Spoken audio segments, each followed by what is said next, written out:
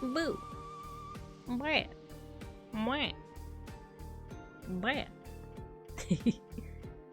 Hello everyone. It's time again to become Babinkanalia. To become the Marginalia. How have you guys been? I feel like it's been a while, but it's only been, what, 3 days? Something like that? And we're back to Pentiment. We're back at it again, folks. We're back at it again. Bear! Folk, thank you for the 8 months. Blue skidoo, we can too! Hello everyone, how you guys doing? Let me say our hellos and then we'll get to class. And then, let's see. Oh! Last of the Jamesians, hello! Thank you for joining the class. Hello, welcome, welcome. I think I've seen you in Matthew's chat, right?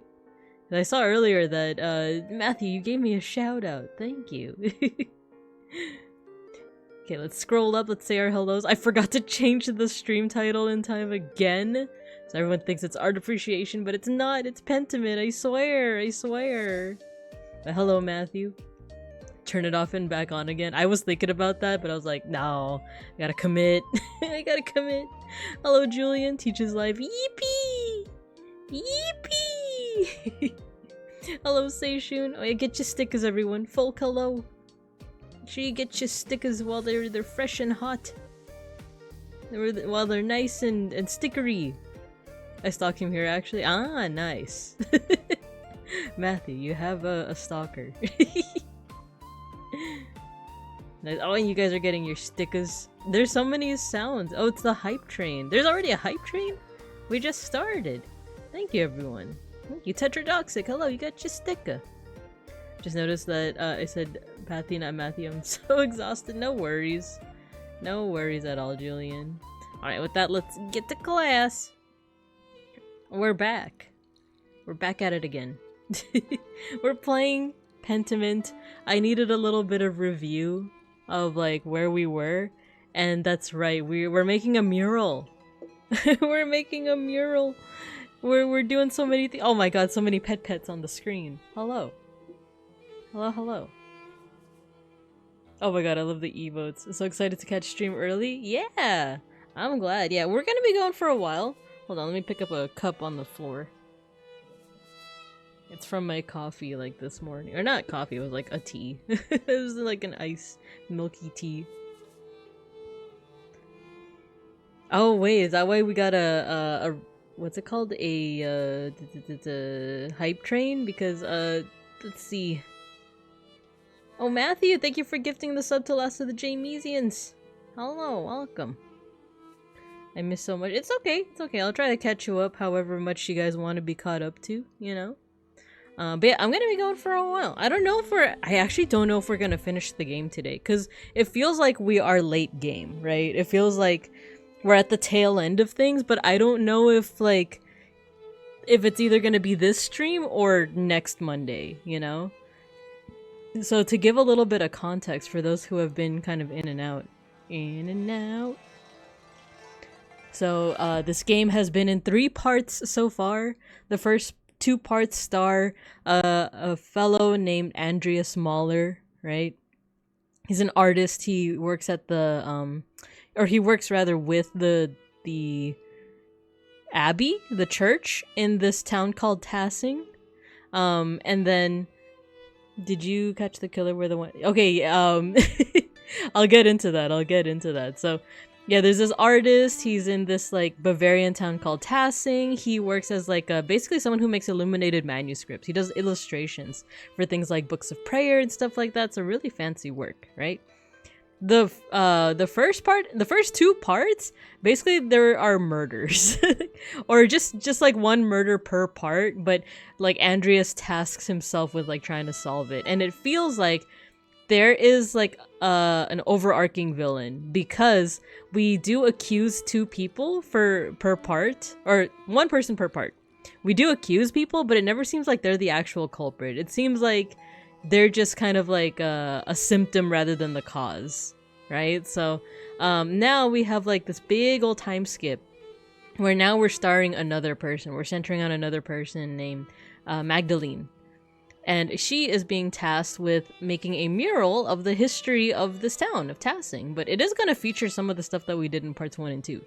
So in terms of whether I caught the killer, technically yes, technically no. Like, we accused people in parts 1 and 2, but like I said, I feel like they're not the true culprit.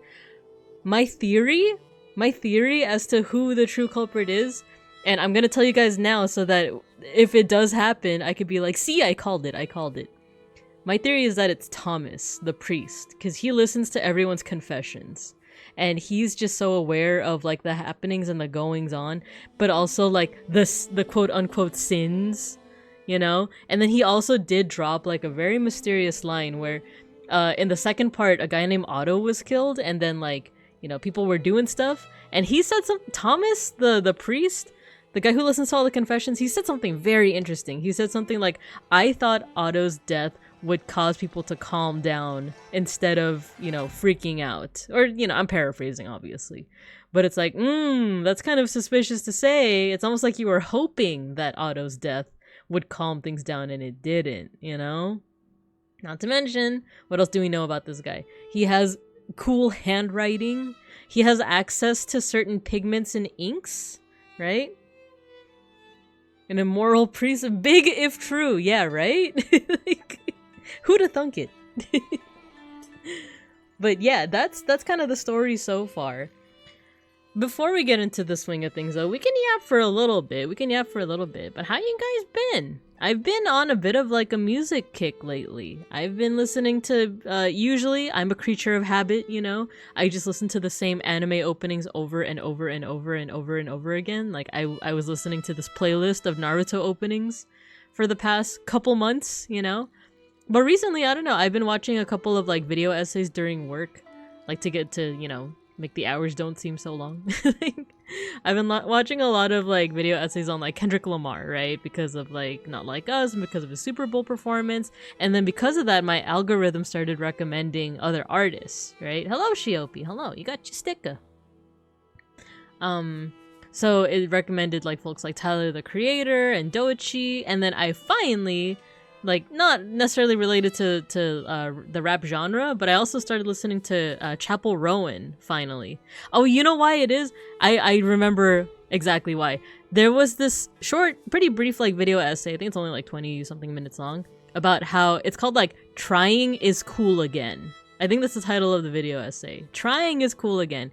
And, like, the thesis, the main idea of this, like, brief video essay is this idea that, like, in the 90s and 2000s, like the new millennium Y2K era, like pop, rap, hip hop, like a lot of music scenes, like people were kind of going all out, because like the thing with Y2K, with like the beginning of like 2000s onward, is like there's this sense of optimism, right? Like you kind of also see it in anime. Like there's a sense of like optimism and like ambitiousness, where it's like, oh, it's the new millennium, we do whatever we want. Let's go like outlandish, right? Let's dress up in funky costumes and like do futuristic things, right? And then of course a little something happened on September 11, 2001 that kind of like, I don't know, that kind of like brought the mood down a little bit more, among other things. It wasn't just 9/11, but like that was kind of one of the contributing factors. Hello, Pexicle. Hello. Talking about 9/11. No, I'm talking about this idea that like 90s and 2000s, like in general, because of like this atmosphere of like optimism, you saw more like outlandish things. Like people were trying to be more outlandish in that era. And this isn't necessarily me being like, back in my day, people used to actually try, and now look at us. But the video essay argues that like around the late 2000s, 2010s, that's when people started not necessarily like not trying, but trying to seem more nonchalant about things, like trying to make things seem effortless. So it wasn't that they weren't trying, it's that they wanted to give this idea that they weren't, right? They wanted to seem effortless, like, oh yeah, I just spat out this top hit single in like, you know, while I was pooping, you know? Like, so that was kind of like the atmosphere for a while. And then now this video essay is arguing that like we're seeing a return to like people not not wanting to seem nonchalant. They wanted to show that they put a lot of hard work into their music videos, into their rap. And the 3 people that were featured on that video were Kendrick Lamar, Tyler the Creator, and Chapel Rowan. So, and then by extension, because I watched that video, I started getting more recommendations for Doechii too. Doechii? Denial is a River. So yeah, I've just been listening to all that to say. I've been listening to their music lately. I've been listening to a little bit more Tyler the Creator, which I used to listen to him a little bit, like back, I want to say like 2016, 2017-ish, but not that much. I know my brother's like a big fan of him, but I wouldn't say, I can't say that I'm like super familiar with like his music, right? No, not Joji, Doechii. It's like Doechii. Though I do love Joji. I do love Joji a lot. And I'll catch up to Chad as well. I'll catch up soon.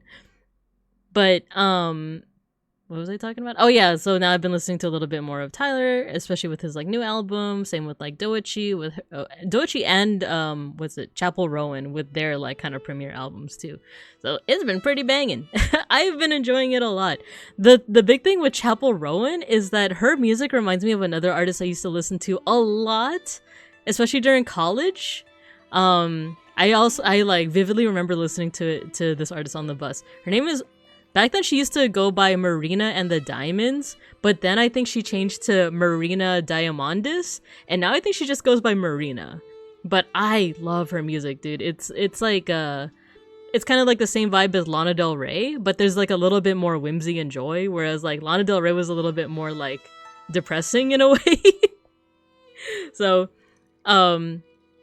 Chapel kind of reminds me of Marina, and then this led me to being like, oh, I wonder what Marina herself is like doing, right? And I ended up listening to like a whole bunch of her albums as well. So I've just been like a big music kick lately. Like instead of just listening to the same Naruto openings for like 30 days straight, I'm like listening to other artists, and it's like, wow, it's a whole new world. I have something to do. I have something to do now. But yeah, let me catch up on chat. Friend come over and I'm a bit sick. Not much. Oh, I hope you feel better soon. My queen. Shopi, you like Chapel? I've been listening to her album a lot. I like it a lot. What is it? The Rise and Fall of a Midwest Queen? It's so good. I love that both Chapel and Doechii, they have like this royalty title, right? Like I think Doechii is Swamp Princess or Swamp Queen? And then Chapel is like the Midwest Queen. Very cool. I'm gonna become the next ninja president. Believe it!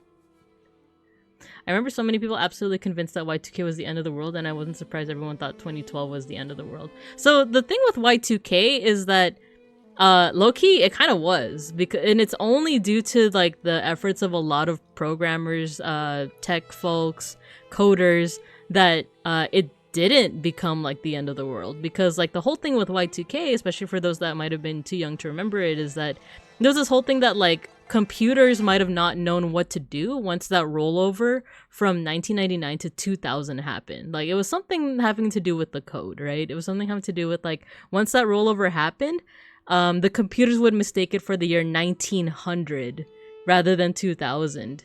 So like that was kind of the big panic, is that like what if all of our systems fail because literally the computers think that we're in the year 1900. So in retrospect, it seems like it wasn't a big deal, but it's only because there were so many people working on that, making sure that it didn't happen.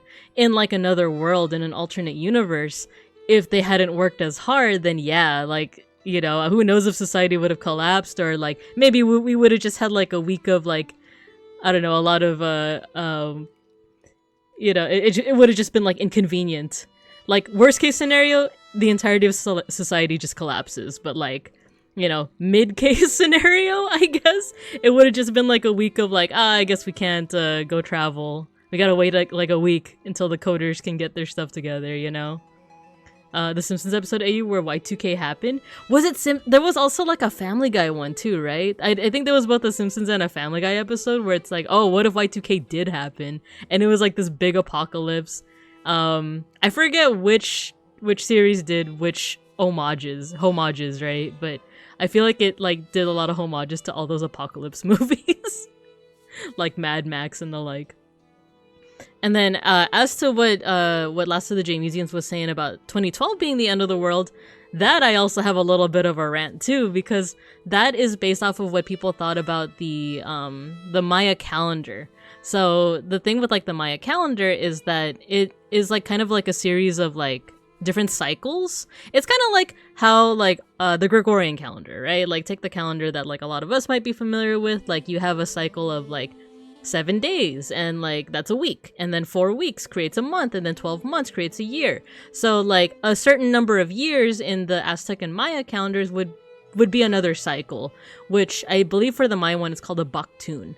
So 2012 was like, even the Maya people didn't think it was the end of the world.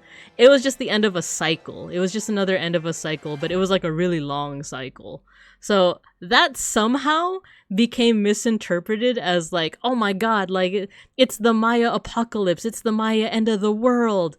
And like it's funny because like a couple years later, I ended up working with a whole bunch of people who are like Maya scholars, and even they were like, yeah, even the Mayas don't think that it was the apocalypse. Like, it's literally, it's almost like saying like, oh, Happy New Year, except it's like, Happy New Baktun, yippee. You know. So yeah, that's the thing with that as well. So like, it's funny because like 2012 was like hyped up to be the end of the world, but it wasn't. And then Y2K in retrospect is seen as like a nothing burger, but that really could have been like a really big deal, right? And then let's see, let's catch up. Have you seen the new Lady Gaga song? Yeah, I have. Well, I've only watched Abracadabra, but I'm like really addicted to it. I like watched that music video a lot. Abracadabra, abracadabra. Like, I love the dancing in that one. It's so good. Described as recession pop, but the effort you put into them is slay. Recession pop is an interesting term. Abracadabra, abracadabra. Feel the beat into your feet. The floor's on fire. Before my time. Oh man, yeah. So like, well, the thing is, I was just a kid at the time. Like, I didn't know anything about like all the coding emergencies and all of that stuff happening, because I think I was like 9 or 10 or something like that. But it is in retrospect that I'm like watching all, or that I'm like hearing about all of these. Some of the meteors, we have lived long enough. No, make them a little meteor. For the Maya calendar, of course, it ends in 2012 because they died without finishing it. They did not actually, Julian. So they're still Maya people to this day. That's something that I'm very, I guess, like, passionate about saying, is that, like, Maya, Nahuatl, and, like, just a lot of indigenous peoples of the Americas, basically. Not even just America, but, like, you know, Canada First Nations, like, Mexico, North and South and Central America. They're still alive. It's actually, like, a big myth, essentially, that they that they died out. The ones who made it, well yeah, I guess, like, arguably, I guess. It's like, because, like, yeah, I guess if you could say the same thing about, like, oh yeah, the people who made the Gregorian calendar, they're long dead, right? The people who made the Julian calendar, yeah, he's long dead, but they still use it. There was a guy 2 towns over who went into a bunker, and his neighbors had to go and convince him everything was fine before he'd come out. I don't know why that reminds me of the Simpsons episode, right? The Simpsons episode where it's like, oh, there's gonna be a meteor, it's gonna hit Springfield, and then Homer has like a throwaway line where he's like, oh, I bet it's gonna burn up in the atmosphere, and it's not gonna be any bigger than the head of a chihuahua. And then fast forward to the end of the episode where, like, everyone is preparing for their impending doom. Like, they go into Flanders' bunker, right? And then they start fighting over it. Like, and then eventually everyone just, like, goes out and like, you know, they think that they're meeting their doom. They think that they're all gonna die, but at least they're gonna die together, right? And I think they start singing, like, Kumbaya. And then the asteroid, or the meteorite, I always forget which is which, like, it actually does burn up in the atmosphere, and specifically for that scene, there's a little chihuahua in the background. It is Que Sera Sera. Yeah, Que Sera Sera. Whatever will be, will be. The future's not ours to see. Que sera, sera. But yeah, there's a chihuahua specifically for that scene, just so that you could see the meteor, like how small it gets when it gets burnt up. I don't know, I just found the chihuahua really funny because like it's such a throwaway line, but it's just so good. Saw a video essay arguing that westerns set after the Civil War are post-apocalyptic because it was the end of civilization as the survivors knew it. That's an interesting one. I kind of like when I don't know, resources like that try to reframe how historical events were seen, because yeah, it probably was like kind of like a post-apocalyptic vibe to it. Kind of similar to that, I remember reading a paper in college about Gothic art, Gothic architecture, which, you know, we're going to be looking at some right now. We're going to be looking at some medieval manuscripts real soon. It was so different from what came before, because like Gothic architecture and Gothic art, like, you know, it for us, like, you know, over 1,000 years in the, well, not 1,000, like many years in the future, we see it as like, oh, this is like, you know, some people might be like, oh, this is primitive art because it doesn't have proportions and it doesn't have blah, blah, blah. But the cool thing about like Gothic architecture and medieval art is that it was so different from what came before, which was more Roman, more Romanesque as they called it, that it could be considered their modern art. Like if you were to time travel back to like medieval times and you were to show like a, I don't know, like a priest or a peasant, like medieval manuscripts when they were like still fresh on the market, you know, they'd be like, I don't know about that modern art, you know. Like, back in my day we did things like the Romans did. Not necessarily that that's how they actually felt, but that's how this paper kind of framed it. They kind of framed it as like, oh, Gothic architecture was seen as like modern architecture for the time. Kind of in the same way that people nowadays are like, oh, modern art, oh, my 9-year-old could do that, my kid could do that. Like, it's kind of like that. Oh, there's like this kind of, this idea of like, I don't like it, it's modern. Back in my day, like things were different. I think the movie was, oh, Hateful Eight. I think Beans has seen that one. Yeah, he's nodding. Yeah. I think the meteor is a small one, but I'm not sure. Literally the brother Piero Andreas Baron plot in Pentiment, yes. Yeah, exactly. Wait, you're right. Because there's the older guy. It's Piero's the older one, but there's the other older one, right? Adoc? Very like back in my day. Oh no, wait, Pexel, you're talking about the time where they're talking about the Martin Luther. And Piero's like, I'm too old for that. Like, I'm too old to be discussing discourse like that, right? Back in my day, people memorized their philosophy. Reading makes people lazy. Yeah, isn't that like an actual thing where it's like, oh, the youth of today. Youth of today, they're depending too much on this reading thing. They're depending too much on these manuscripts and these letters. Back in my day, we used to just memorize things and tell them orally around the campfire. Very much like that.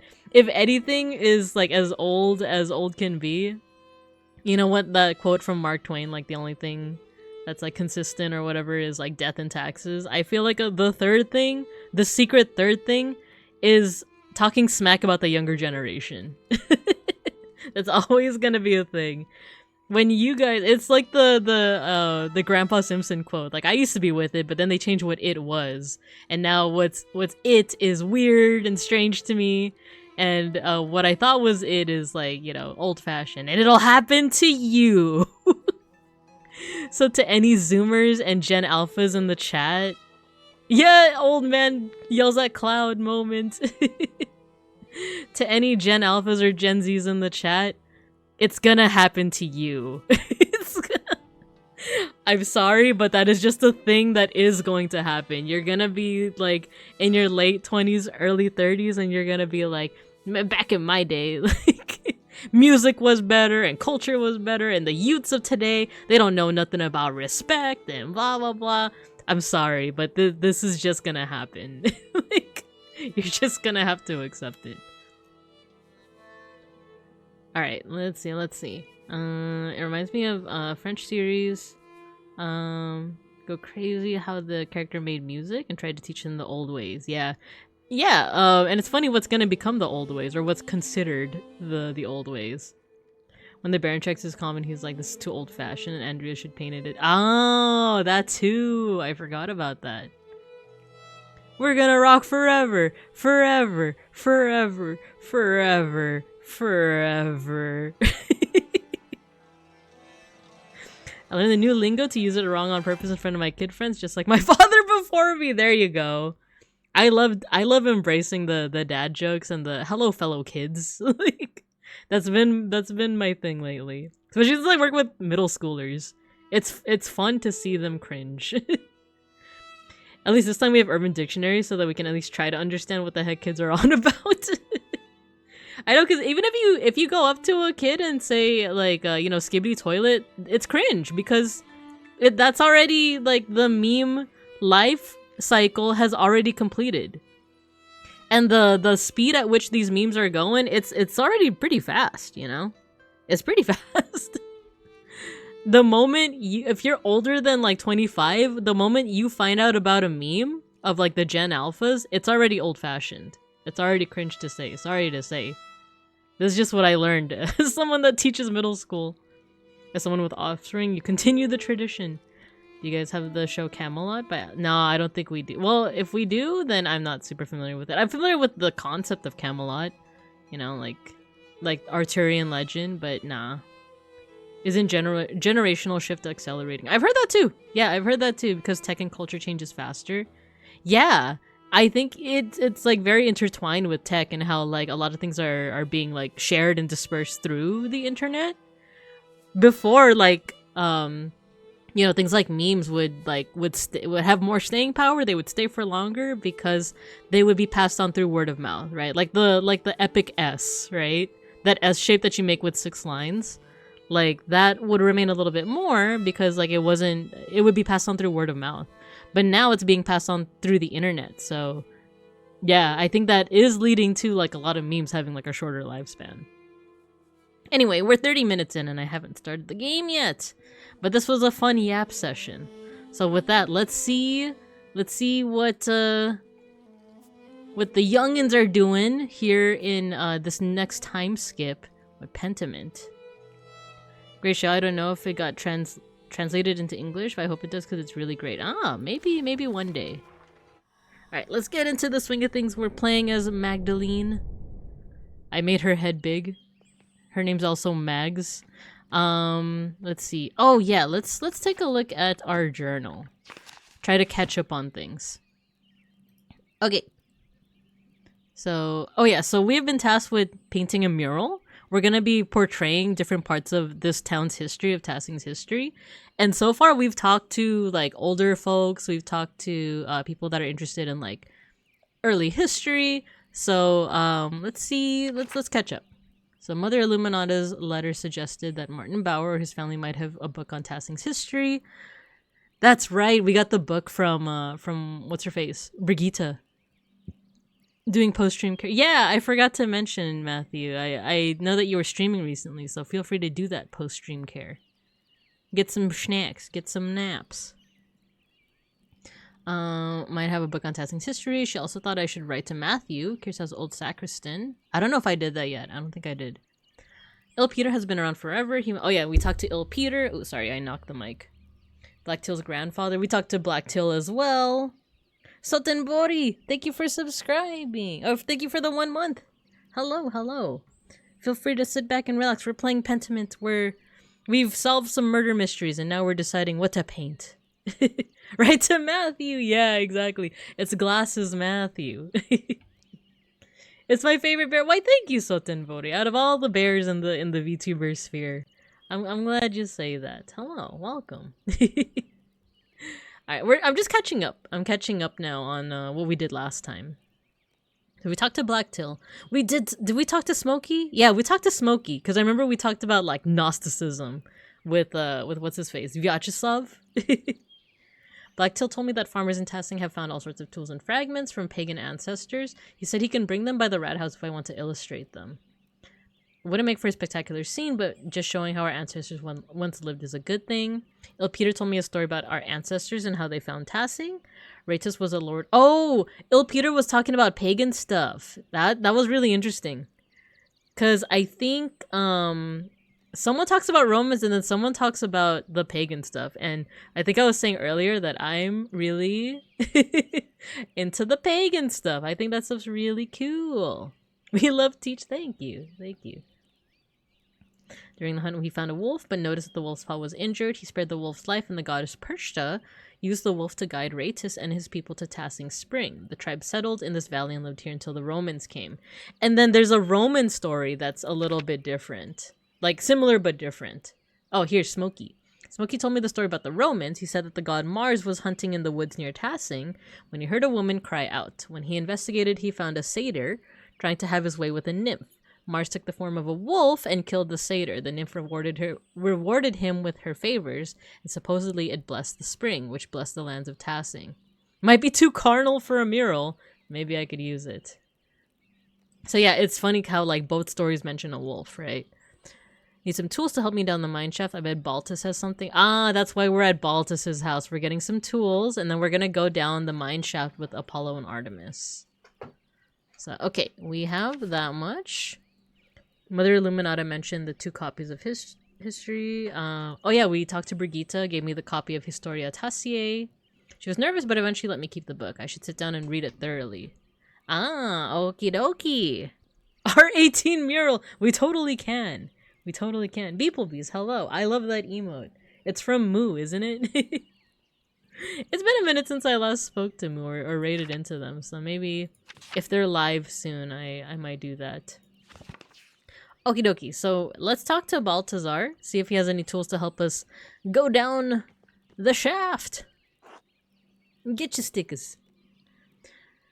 Magdalene, hello! I was just jotting down a few new ideas. Did you need something? If you have a moment, I need to get into the old salt mine, but I don't have a way down. Can you help me? To get into the salt mine, yes? You must be on quite the adventure. Ideally, we could rig up a double pulley system to lower and raise yourself in the shaft, but that might take a while. Well, I would go in today if possible. Of course, of course. Would a good length of rope suffice? You could brace against the wall of the mine shaft. Are you strong enough to support your own weight? Against the wall? I think so. Excellent! Good news, everyone! The world of tomorrow! Thank you, Baltus. Of course, of course. Here you go. Do be careful, though. Make sure the ropes are secure. I will. Until later. Good luck, Magdalene. Stamp stickers on my Binka Bingo. I think you didn't go to the mill yet. I think... Oh, and I like that I'm holding the rope. I keep... Nazu looks like, was it Lord Farquaad? Like, he just looks like Lord Farquaad. Ciao, Magdalene. Yeah, let's see if we can go into the mill as well. The Stoltz house. Spoon face over here. Or spoon hat. Perfect, I love flan. Oh, me too. Kraft mac and cheese in the flesh. That exact code Dude Man's wearing is in FF14? I believe it. Drucker house. Oh yeah, this is my house. This is my house. Oh yeah, last time our father, our Klaus, he oh my god, that's right. Someone tried to kill him, right? Isn't that what happened? I think he got like knocked over the head or knocked over or something. I forgot about that. And the doctor said he actually doesn't have too much left to live, or too long left to live. So we gotta try and finish this.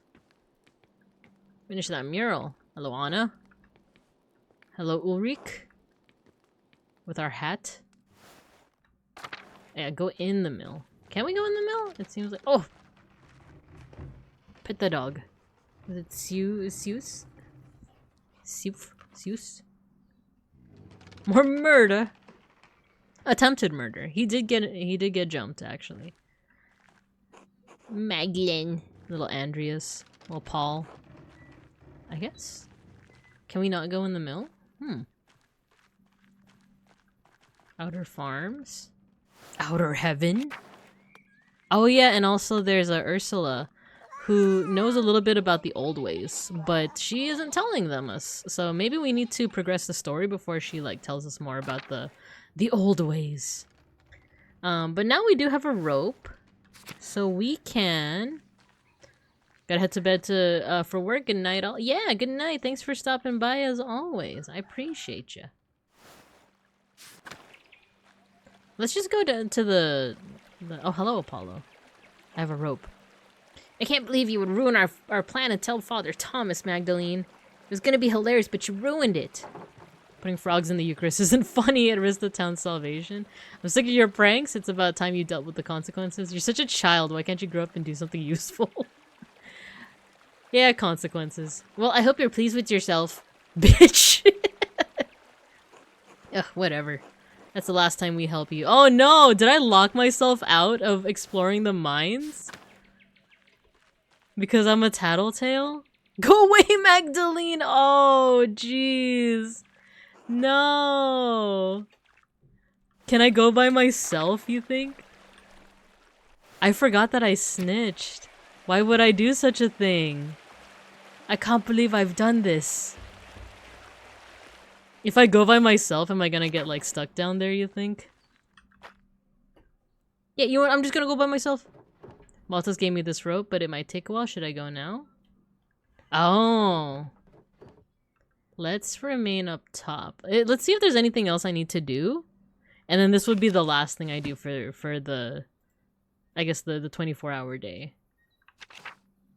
Yeah, I think I might have done everything else already. Unless I did go back home to try and write that letter. So I need to read the book and I need to write the letter to Glasses Matthew, right? So let's see if we can at least attempt to do that. I'm surprised you can fit in there with that big head. I do try. In fact, we can go bigger. Dialogue speed, head scale. Can we get much higher? So high. The twins don't like me. This is terrible. What have I done? Okay, let's go here. Let's see. I didn't get a prompt to write to Matthew. So there's sleep. Is there anything? Maybe if I go upstairs and talk to Father Dearest. See how he's doing. His big head. His big head.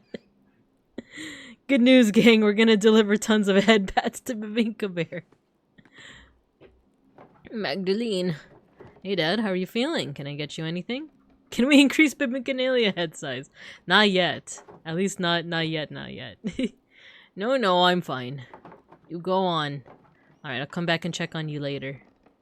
Thank you for all the head pats. Oh no, his head is so swollen from the attack. Oh no, we've all been attacked. Look at how swollen all of our heads are. Especially the chickens. Those poor chickens. Look at all those chickens.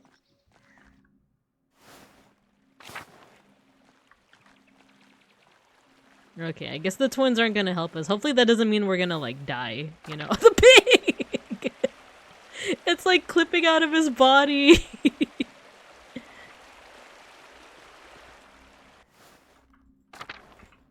Big head easier for pet? Yeah, there you go.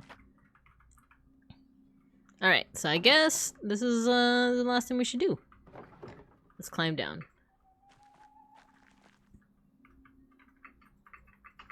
I'm noticing that it's not doing the whole, like, oh, this will be remembered, right? Hello, Almontes. Hello. And a hello, Nixie Dove. You got your sticker. Buddy system for spelunking. Oh, geez, spelunking. It gives me the fear of God. And I don't usually have that. She yearns for the mines. This baby mad. Okay, we're gonna see what happens. Yeah, Almontes, I forgot that I guess I snitched on the twins and they will not help me, so... So who knows what's gonna happen. I shouldn't have talked to Thomas, especially when I'm, like, suspecting him, right? Woo, cave diving! Let's get stuck in a 1mm wide hole!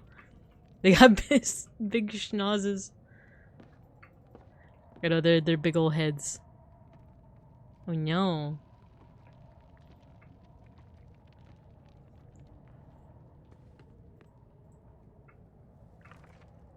The way that her hair is clipping in.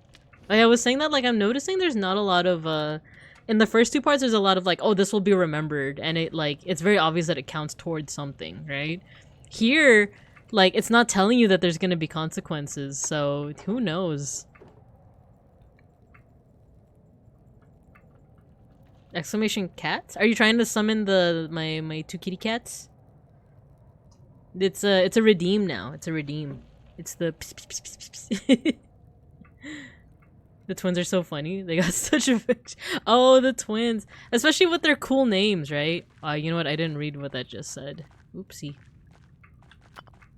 A tablet. They're still writing on it. Ooh. Oh, cool. This looks like German. My something love? It's a poem? Oh, it's a love note. Rising passion.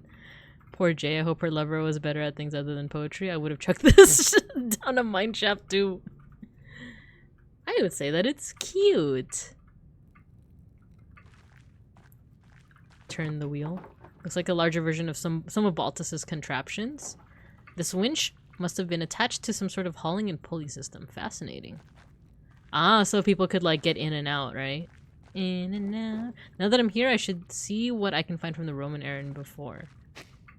Oh, bones. They're far too big to be human. So like a cow? No horns? Looks like a mule. Maybe it hauled the winch. Poor creature laying down. No! That makes me sad.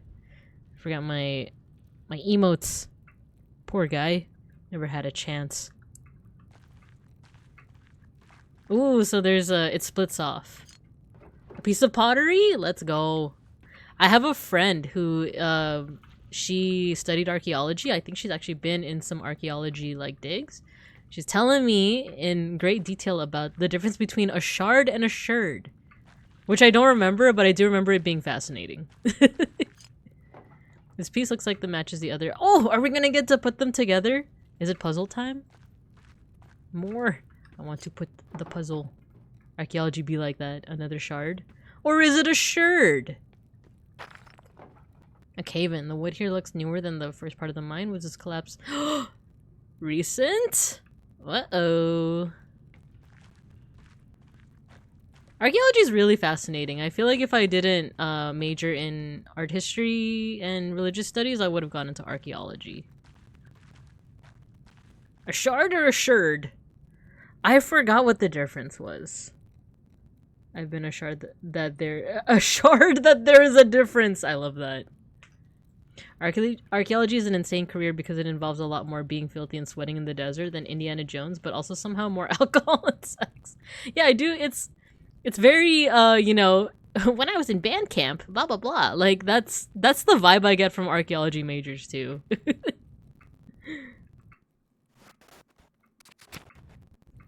Oh, more shards.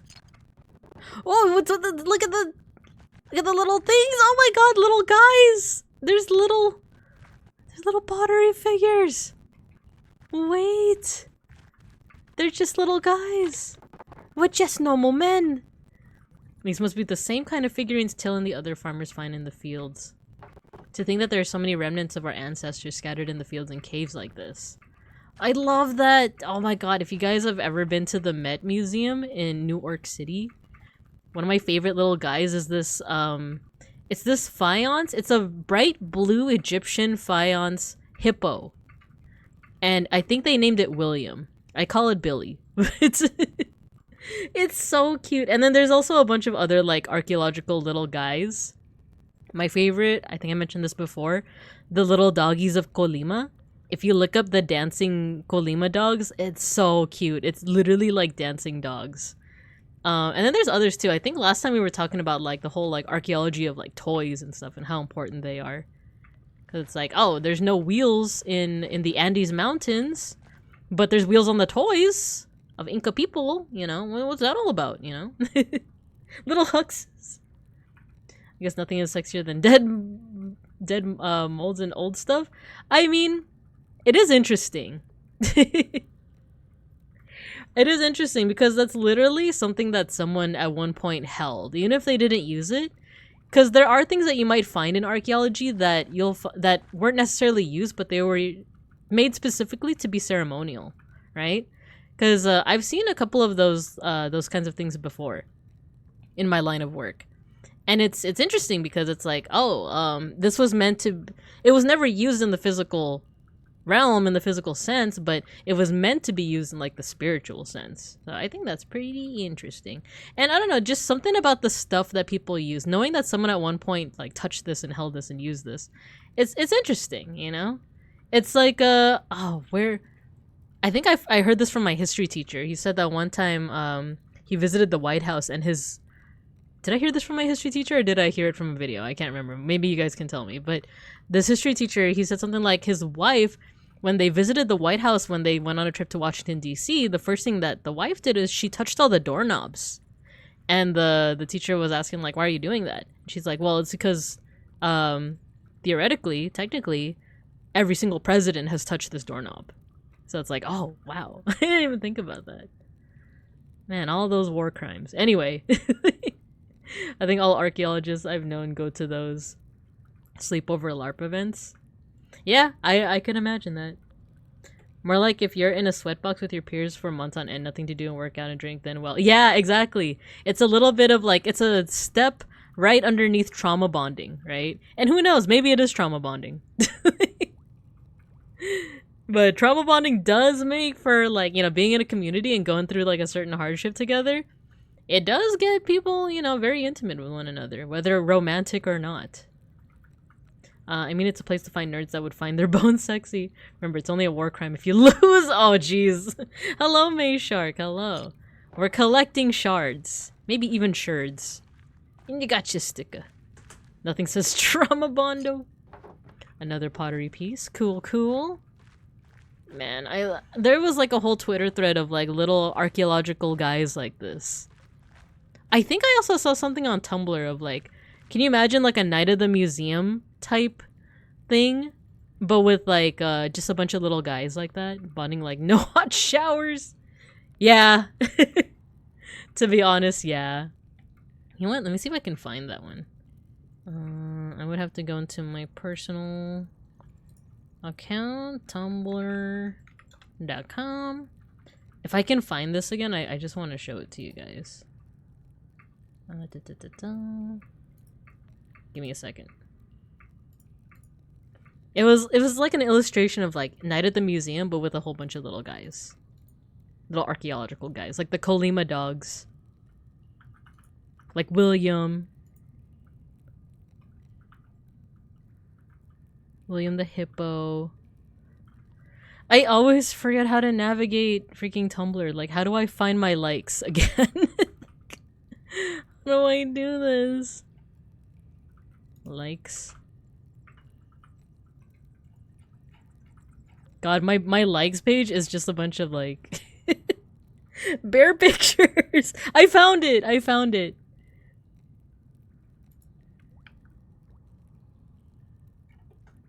Give me a second. I need to link it. Copy link.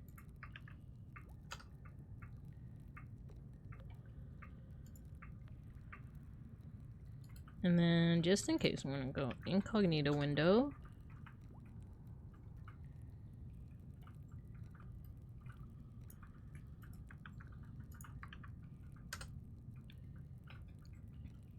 Here, I'm gonna show you. Look, it's really cute. Wait, what is this?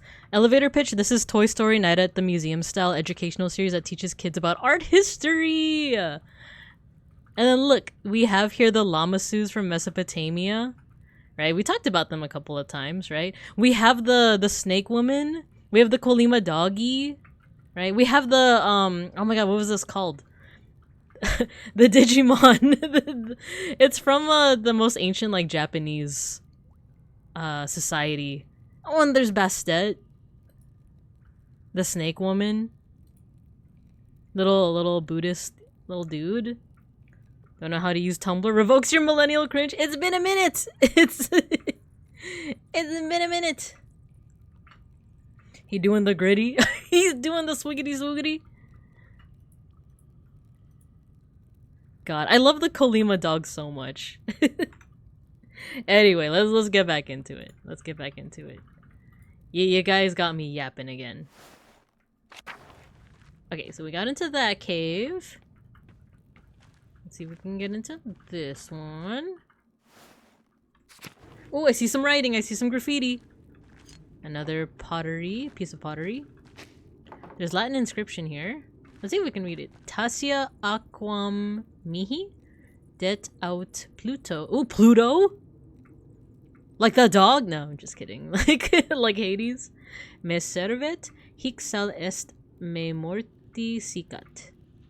Morty would be death, right? So something about death and Hades. Interesting. Interesting. We love our yapping bear teacher. Thank you. Ooh, a diagram. Okay. And it looks like, what is this? There's music. There's a Roman map of Tassing. I wonder what's changed. Let's see if I can map everything out.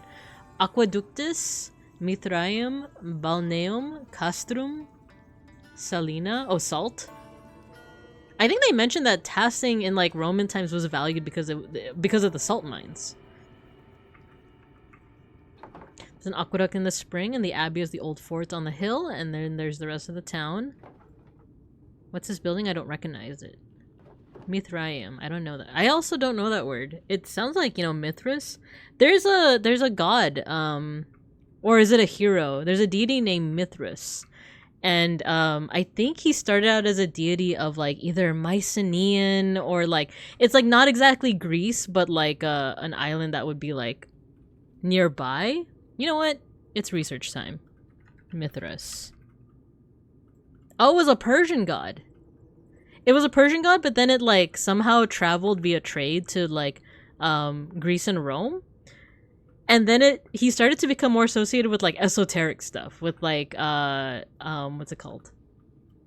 I guess like magic and secret cults and stuff like that.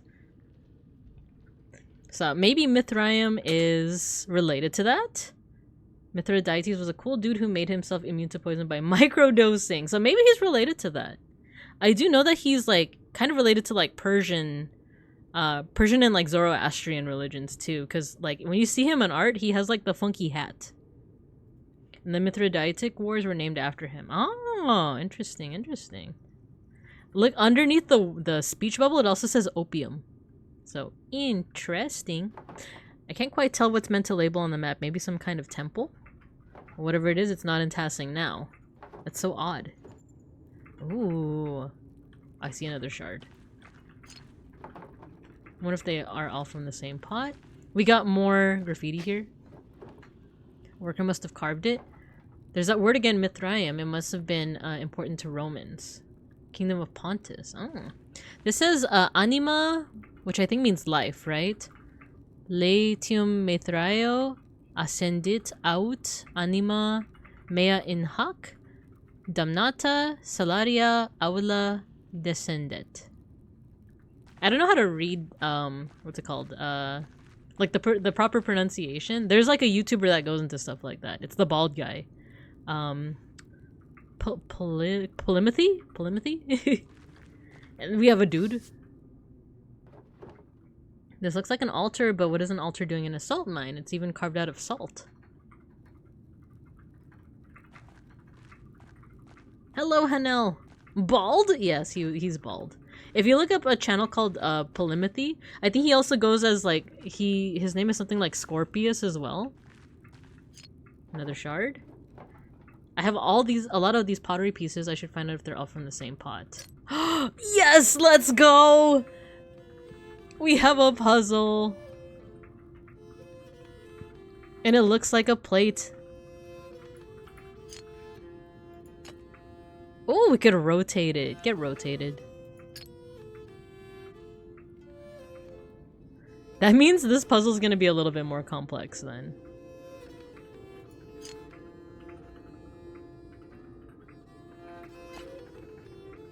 Maybe like this. Oh, this is gonna be so fun. This is gonna be so fun. This channel, yes, the polymathy, yeah. Luke. Actually, let me actually click on it instead of just assuming. Ah, yeah, yeah. It's this guy. It's this guy. He, I think, fluently speaks Latin, but he also goes into videos about like there's different types of pronunciation. There's like ecclesiastical. There's I don't remember the other kind, but he's pretty cool. I like him. I know the Minuteman. I have shared one of his videos, but I don't know if I watched it. Ah, I know also A Poland recommended one too. Was it Minuteman? I forget. Also, we have an ad break coming soon, so once we get back from the ad break, we're solving this puzzle, baby. All right. I'm gonna get a drink of water. I'll see you guys after the ad break, which is coming in about 30-ish seconds. See you later.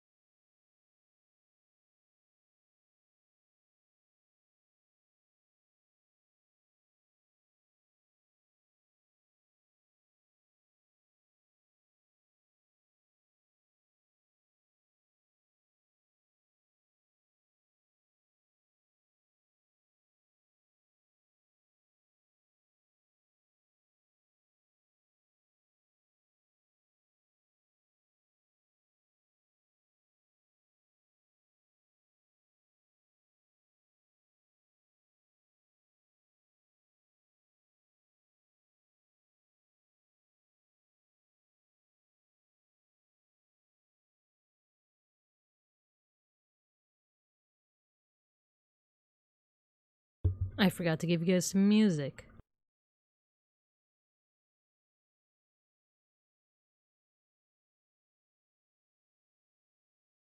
Sorry, that was loud.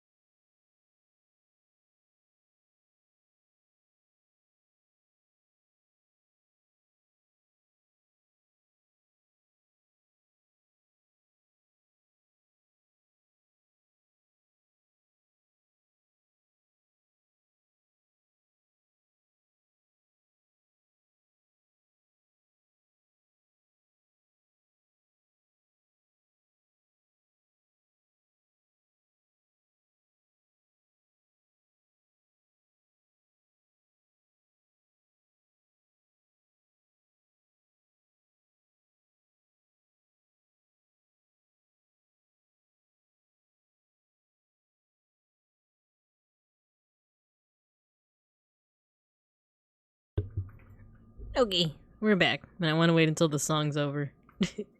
Oh no, it's slow-mo. Oh no.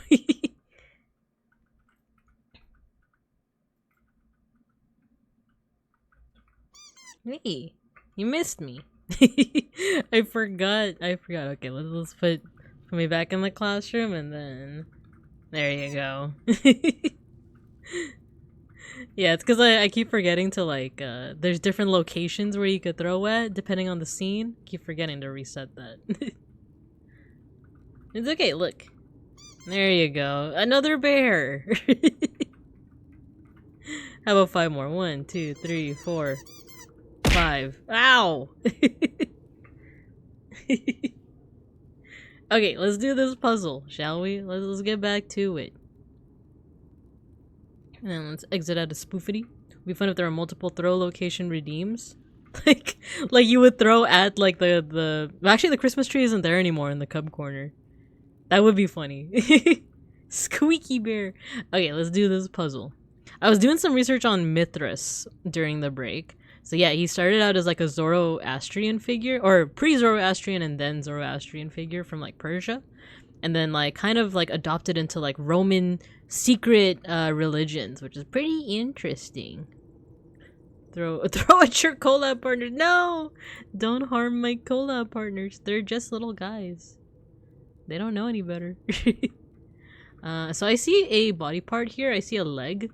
So maybe I feel like then this would be attached. There we go. Okay. We are getting somewhere. I think this might be attached to that person then? Oh no, it's not.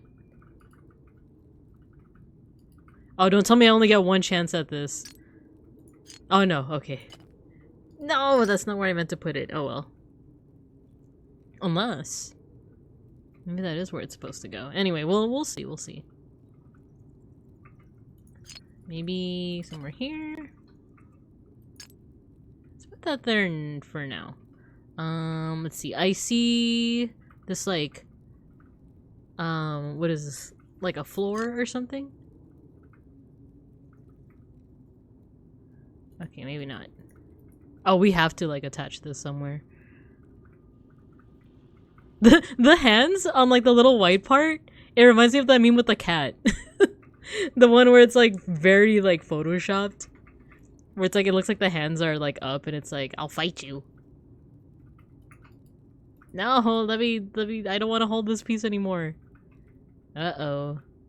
Uh-oh. What if it is here but turned around? Oh, that was a complete accident.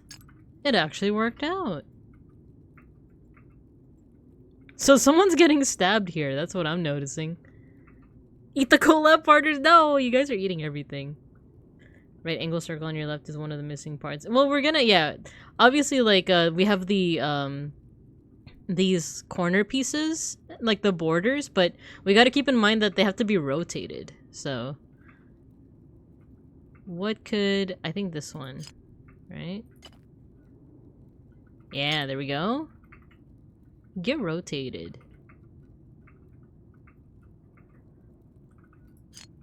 This looks like it goes here. Ah, and this was kind of a lucky guess right here.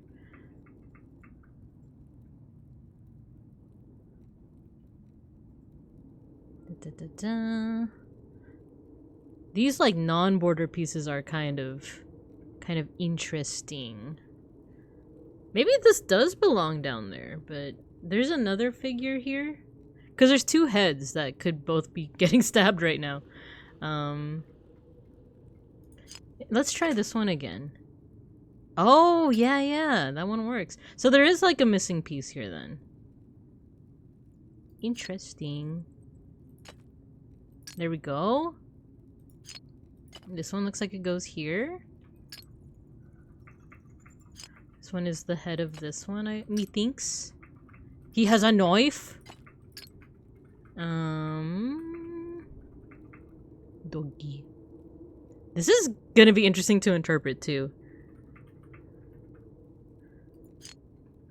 I wonder if this goes here. Oh, yeah. Okay.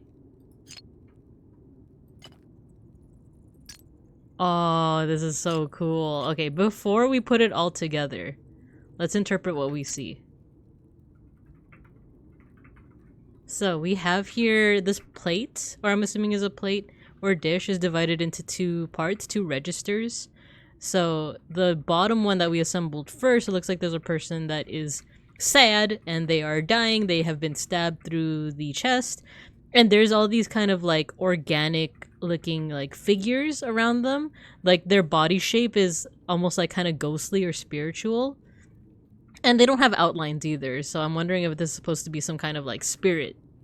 And then up here, yes, Vex cool. The face. Yeah, there's a big figure here with what looks like some kind of like corn or like grain, not corn, grains, like part of their headdress with little horns as well. And then there's a figure with a knife. This figure doesn't look like it's the same one as this one, because they both have short hair, but this one seems to have a beard. And then there's also a smaller figure, which this could be an example of I forget the term for it, but it's not necessarily like the scaling doesn't necessarily mean that this figure is like physically big. It's just that it's more important. So all the smaller figurines aren't necessarily like physically smaller. It's just that they're not as important. So this might be like a wife, or this might be like a servant. This might be someone that isn't as important. Like they're not the main focus of the artwork. It's this person who I'm wondering if they're a deity, because they have like these grains like kind of like on their headdress.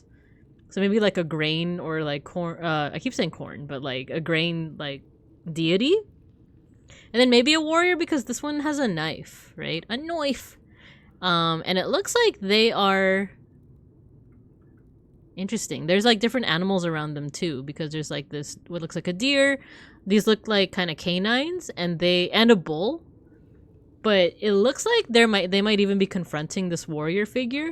There's also a figure that is on its side, or it's like horizontal here, and it's in the hands of what I'm thinking is like a wheat or like a grain deity, right?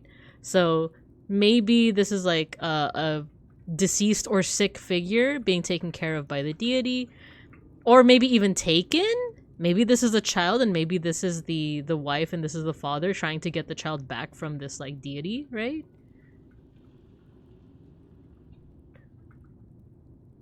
Maybe these two are the same figure, right? Because they even have the same pose. They have the arm that's going up here. They have like the legs. It's kind of the same pose. So I wonder if it is like a dead, figure, or like a deceased figure. This is them in the afterworld. This is like the deity either taking care of them or accepting it as a sacrifice. And then this figure over here, like this could be like I said, the father and the mother. They might be trying to like fight for the child's like soul back or something like that, right? So I don't know. All of this is just like conjecture. All of this is just like random guessing, but at least that's what the imagery is kind of giving me, right? Stylistically, it's not Roman, I don't think, right? Like it seems a little bit more like pre-Christian European to me. It's something about the way that the face is drawn, and then the clothing as well. It's kind of like skin tight. If it were something like Egyptian, there would be more like clothing that would like drape down, right? And like the way that the animals are kind of like in side profiles like this, kind of in registers, kind of reminds me of like, oh, Schnackery. Oh, Schnackery wants out. Give me a second.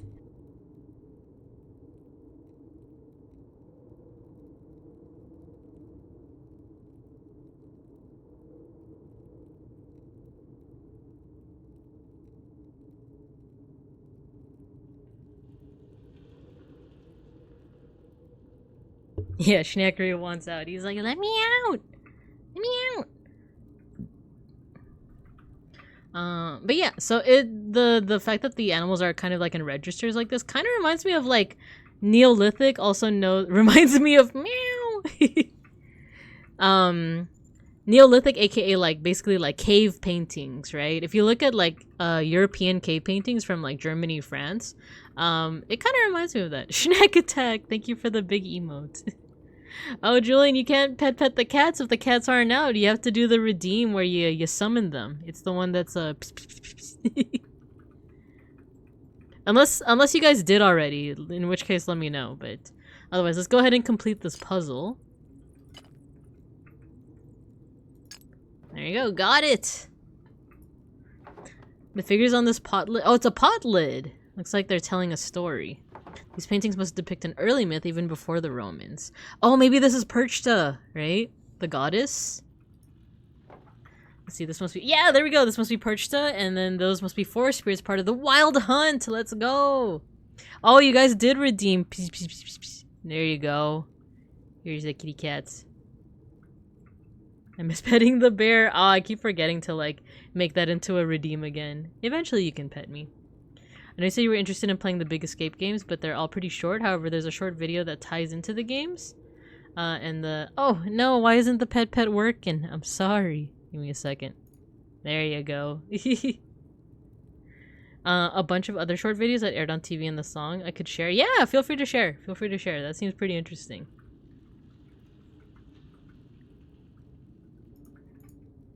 Okay, so yeah, we have Perchta and the Wild Hunt. The next part looks like a sacrifice. So yeah, we were kind of onto something. It looked like, oh, you know what? It does make sense as a sacrifice. So this isn't like a dad trying to save like this child's life. That knife is going into that body. So this is some kind of sacrifice to Perchta. Interesting. Someone, maybe a chieftain, is sacrificing a man to Perchta. The bottom half of the lid continues the story. These look like spirits. They must be coming in to feast on the sacrifice. That must be how the ancestors tried to keep Tassing safe. They offered sacrifices to Perchta. To think that our ancestors made this and I'm holding it now, maybe this is what I could paint in the mural. This is what I mean, right? The idea that like at one point someone was like holding this and using this. It's part of our history, but I'm not sure it's the best part to portray. It's barbaric, very pagan. I doubt anyone would want to see our past shown this way. It's interesting though, right? It's interesting. But if I say this one, is it like confirmed? Like, do I not have a choice on what I get to paint, you think? It's part of our history, but I'm not sure it's the best to portray. It's interesting. We'll go with the middle path for now. I'll have to think about it more. I better keep going before I run out of oil in my lamp. Oh, I did stay there for a while, so... This one says, Nisi mitraem penetramus nostrum propium... It says alter! Altarem deis statemus. More Latin writing. I won't be able to go further with all the rubble. I suppose this is as far as I can go. Still, the murals on the wall showed me what Tassing was like on the Romans. We're here. I wonder if I can find out what Mithraeum was. And putting the pottery shards back together showed me the earliest stories of Tassing. I think I've seen everything I can down here, and my oil is running out. Time to climb back out. Alright, let's do it! Hopefully nothing bad happens while I'm trying to escape from here. And I just end up stuck here.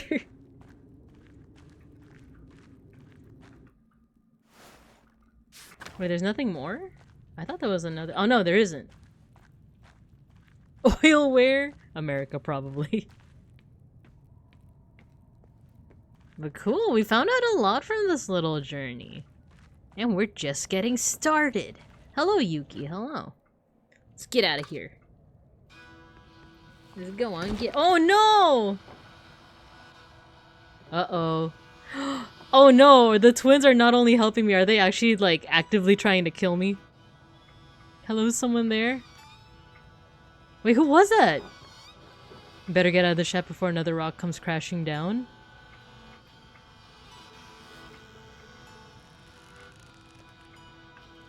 Am I supposed to... okay, I thought I was supposed to, like, press some keys or something. Look at the owl in the top corner! It's so big, it's not blinking. Who was that?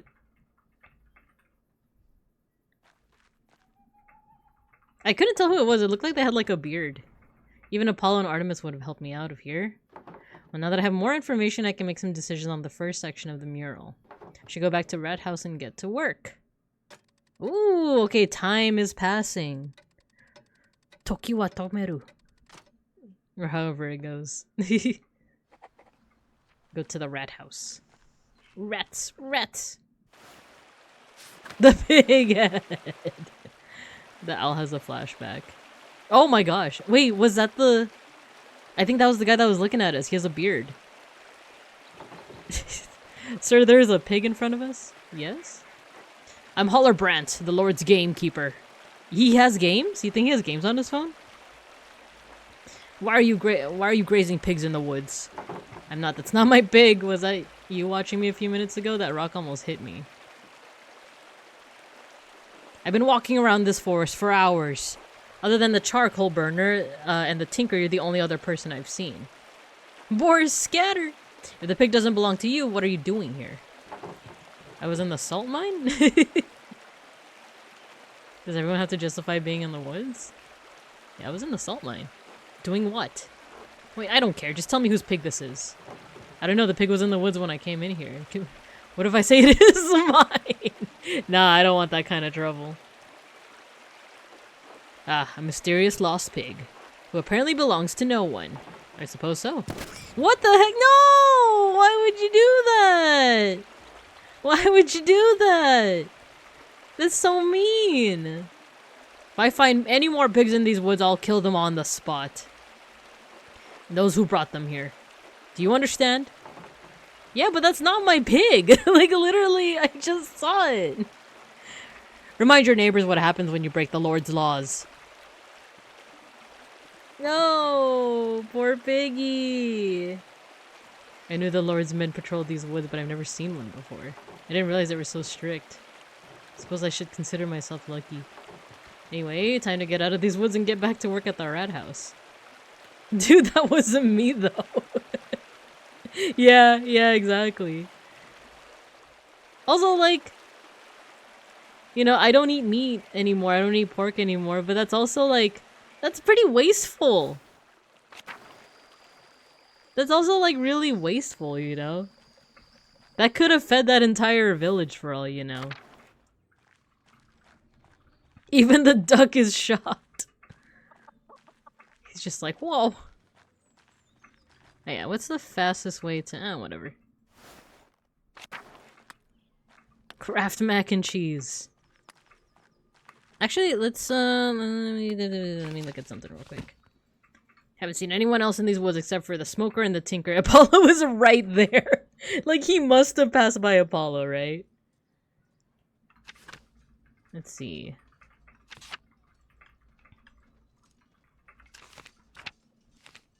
Yeah, I guess our only choice is to go to the rat house, so let's go!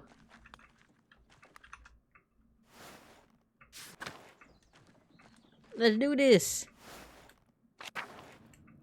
Oh, the pet is like not working for some reason. I think it has something to do with oh, it's because of the sources. Give me a second. Let me see if I can fix this right now. Let's see, pet. The cats. It would be pet snacks. Yeah, there we go. It would be under cats.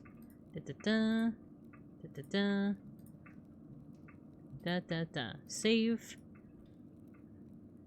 And then snacks and Gino. This should be under cats.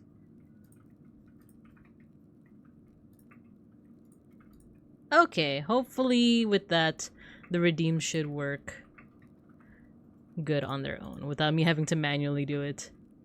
Petting the cat's about to be less sad about the pig. I know, the poor piggy. Piggy wasn't doing anything wrong. Work on mural? Let's work on the mural.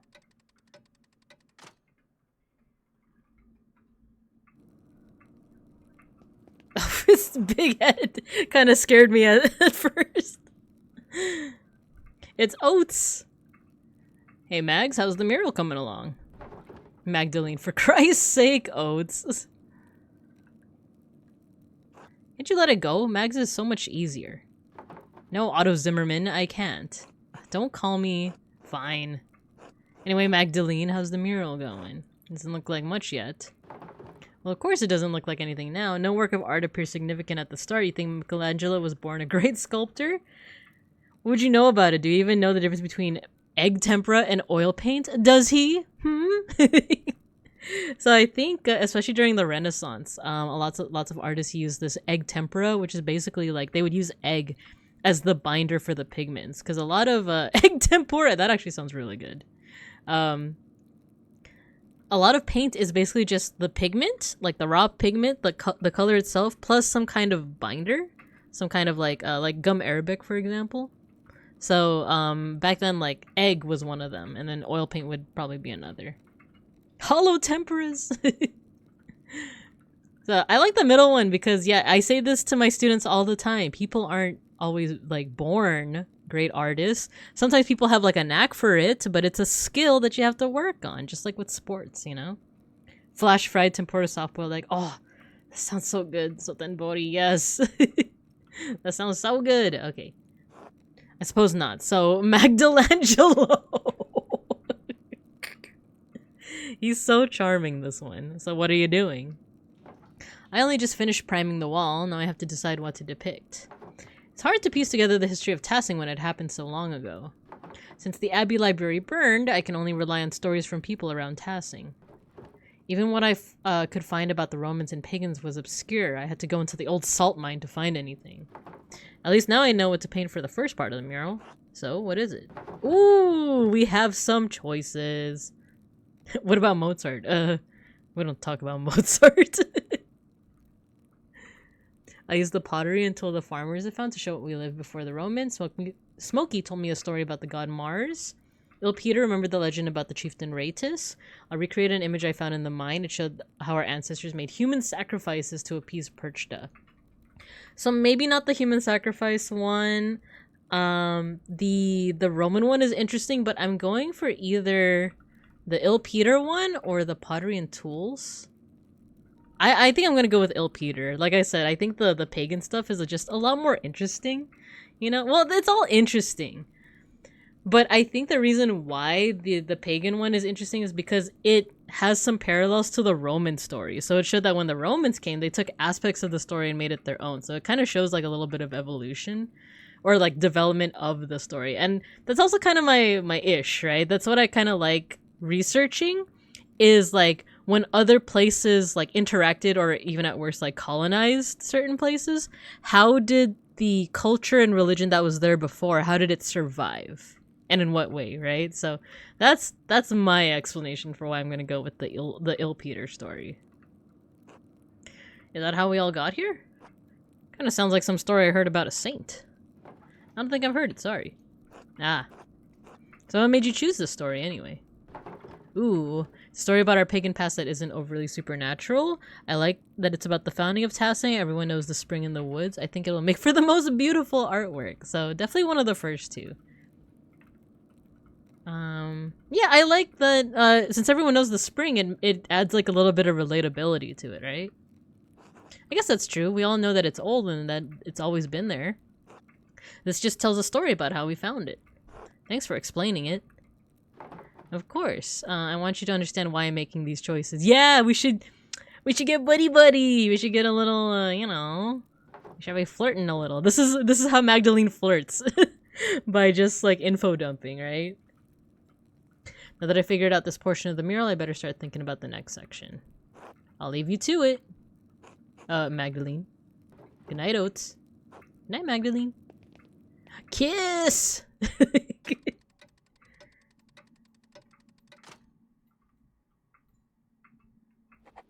Cool.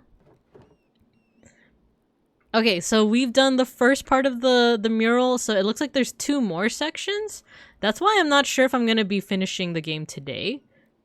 What I feel like is going to happen is that we're going to be able to research the second part, maybe even paint the second part, and then we can probably get started on the research for the third part and maybe call it there, and then probably finish next week. Because I definitely don't want to rush through anything, so yeah. Because already... Now Keith! So now I think we're doing some research on, like, Christian Tassing, right? Now that I've decided how to depict Tassing's earliest history, I should decide how to paint Kirsau's history.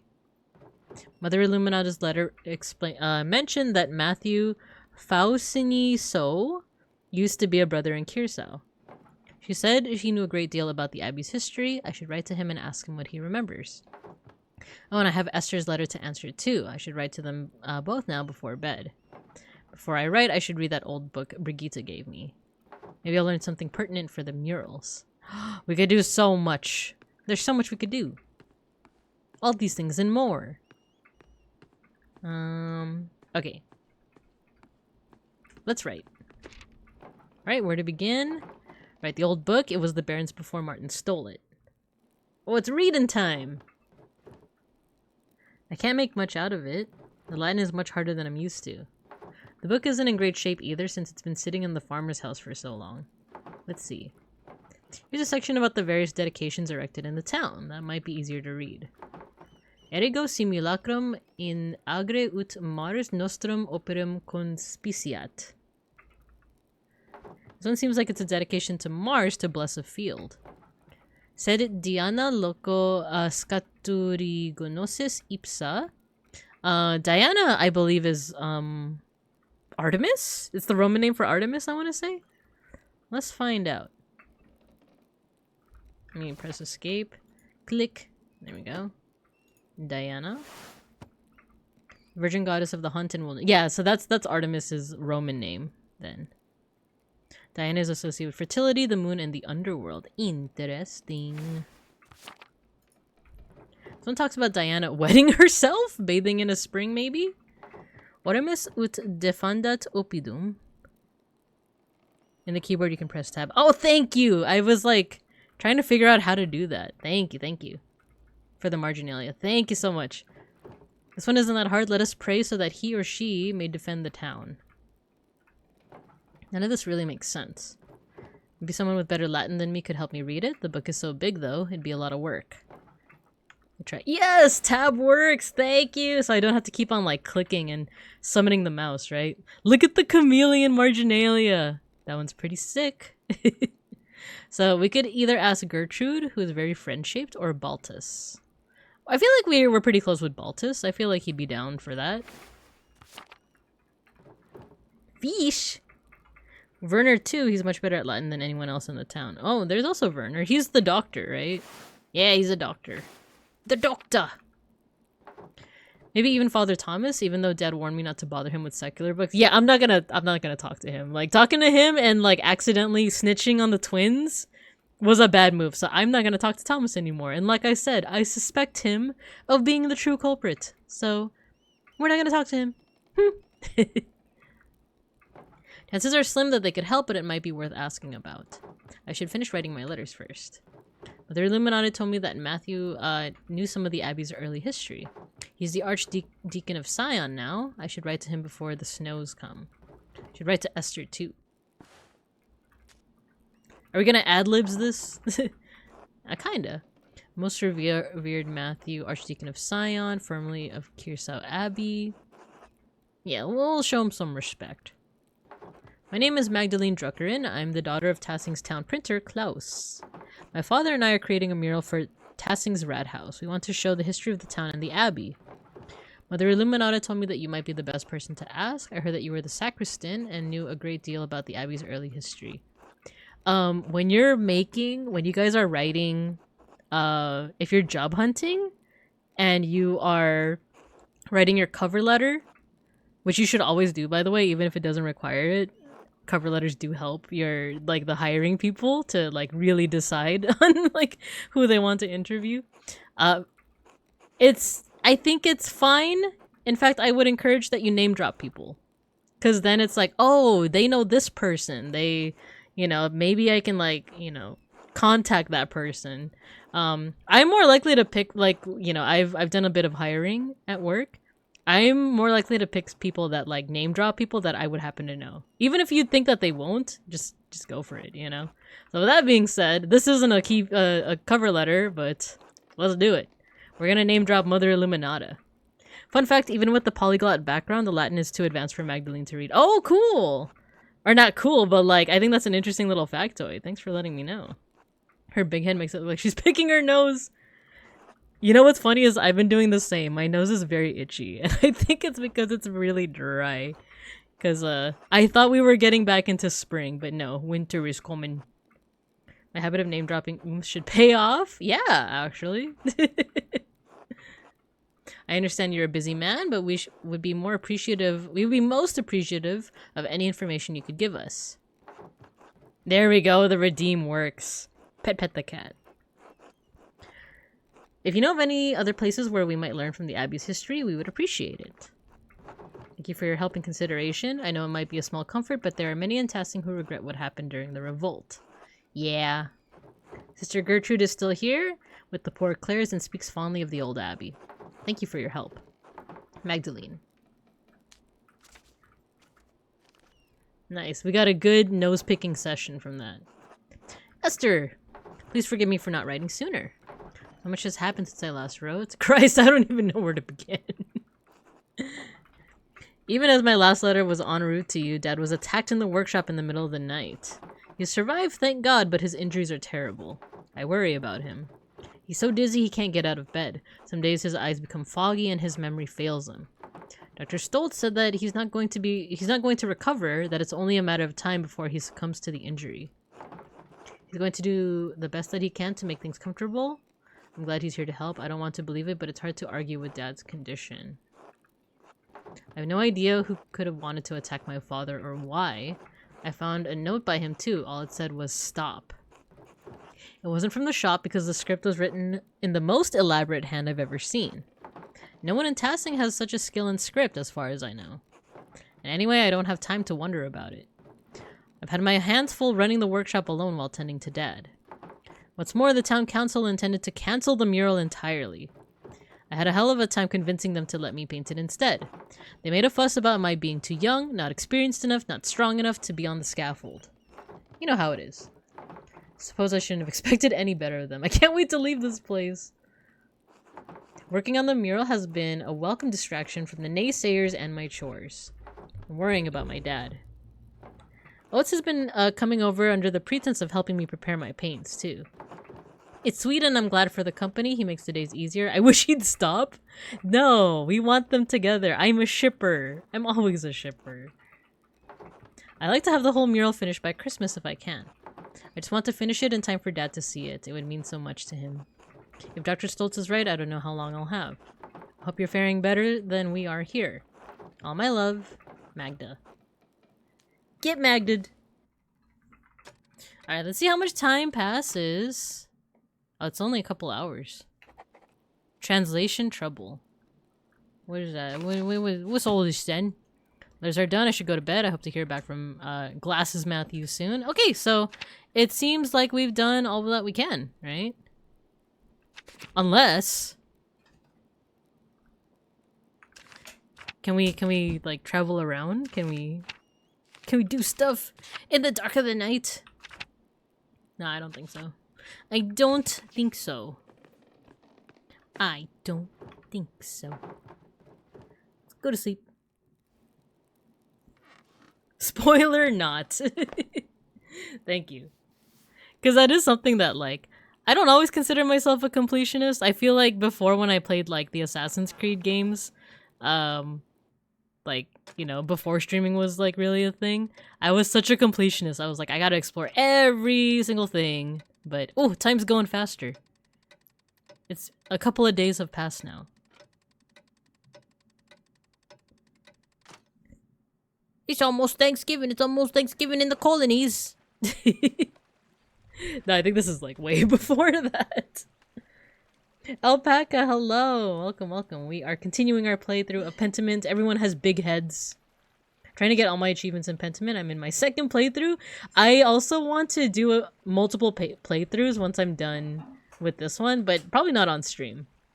Because I might just like, not brute force, but I might just skip a lot of things so that I can see different things that I missed. I know from watching Owen's playthrough that I missed a whole part where I can convince Paul to get good at art. You know? So I'm like, man, I'm kind of kicking myself for that, but I do want to see that. I do want to see that in like my next playthroughs. It's the Reichspostman! Mistress Truckerin, a few letters for you.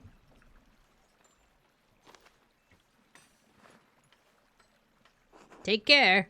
Thank you, sir. Safe travels. It's letter reading time. First letter is from Reverend Matthew. Let's see what... Yo, I like his look. He's kind of serving, as the kids say. And look, Rudiger's in the background. They were roommates. They're still together. I hadn't said anything, but when I saw your mail, I was shooketh. Yeah. Yeah, I saw a little bit of like Owen's run through, and I'm like, oh no, I can't believe me as an art educator and an art historian missed out on the opportunity to spread the gospel, right? And they were roommates. Looks like Edamon and Invisible. They remained roommates. Exactly. Mistress Druckerin, I was not acquainted with your family during my years at Kirsau. Even so, I remember your father was one of the townsfolk who prevented the peasantry from burning us alive. I am not overly inclined to assist the people of Tassing in their endeavors to catalog the origins of the abbey they destroyed. However, it was a long time ago. In the interest of posterity and Christian charity, I will tell you what I can recall. Sometime after the Romans left, Christians settled in the region and built Kirsau Abbey on the ruins of a fortress. The abbey was founded by a noblewoman of the Kirsau family.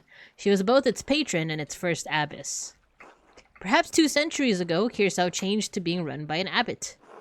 I do not know the reason, but many other double monasteries did likewise around the same time. It may have been done out of fear of being shut down, as double monasteries were frowned upon by the Pope. Sadly, that is the extent of my knowledge. Your neighbors put any other records about the abbey to the torch. Sic arsit historia Kirsis. Thus burned the history of Kirsau. Dang. Oh, he did not pull any punches. While we cannot change the past, I have heard the Sisters of the Poor Clares have formed a new chapter at the Abbey. I can only hope for their love of apostolic poverty has not driven them to impoverish the shrine of Saint Moritz. Christian doctrine that calls for followers to live without owning personal property or accumulating money. While it is condemned by the Catholic Church as heretical, its defenders claim their practices are based on the lives of Christ and the apostles as described in Scripture. That's really interesting because, like, you see very similar things in, like, other religions, of course, so, like, Buddhism being one of them. Though the whole thing with Buddhism is that you're not supposed to, like, starve yourself or go too much into, like, not having anything. And not, of course, indulge. You have to do the middle path. But there are religions like Jainism. I think we talked about this before, where it's, like, there are monks that are so extreme in this kind of, like, apostolic poverty where... There's 2 different sections that argue about, like, oh, when they say that you shouldn't have anything, I'm still gonna have a white cloth to cover my my genitalia, right? While the other section is like, no, you have to be naked. To truly not have anything is to truly mean not having anything. So that it's an interesting one for sure. And it's interesting that you find it in different religions too. Okay. Assuming they have not consigned the contents of Kirsau's former occupants to a bonfire, you may find something there. It is hard to be overjoyed at the news of your neighbor's late regrets. Many of the injuries inflicted 18 years ago will never heal. Regret cannot undo what has been done, but we can all find redemption through Christ. We must pray for love and reconciliation in the days ahead. In the end, that is all that matters. Winter comes swiftly. Huguenots and Lutherans plague my homeland. Oh, aren't those French Catholics? Right? The Huguenots? French Calvinists. So they're Protestant, right? Sometimes known for their vocal and sometimes violent opposition to the Catholic Church. So they're the opposite. They're the Protestants and the French Protestants.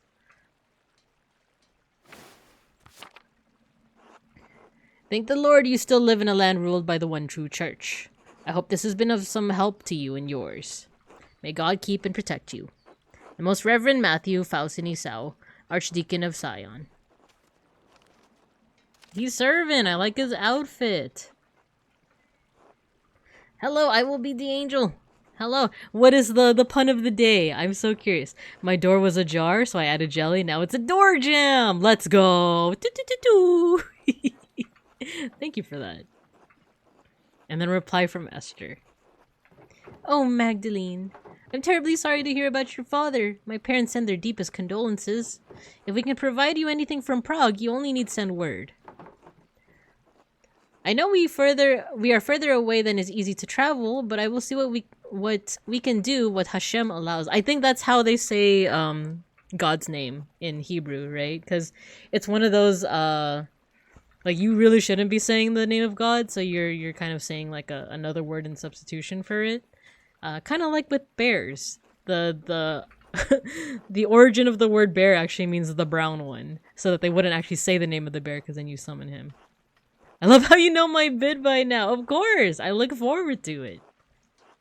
I'm like, I wonder what's the pun of the day today. So let's look into Hashem. Literally the name in Hebrew, this is the way to refer to God indirectly in an informal conversation or writing. We got it! Summon the bears, yeah. You wouldn't want to summon the bears. Or would you? Father says that he remembers no one who would want to harm your father, yet the night I was born he remembers great strife in the town. Perhaps there's old blood over depicting the night of the revolt. That is all he could suggest. We pray for you and your father every day in our offerings. Hashem will make all things right, in time. He will exact justice on the culprit. I am encouraged to hear that the town council lets you continue the mural at all.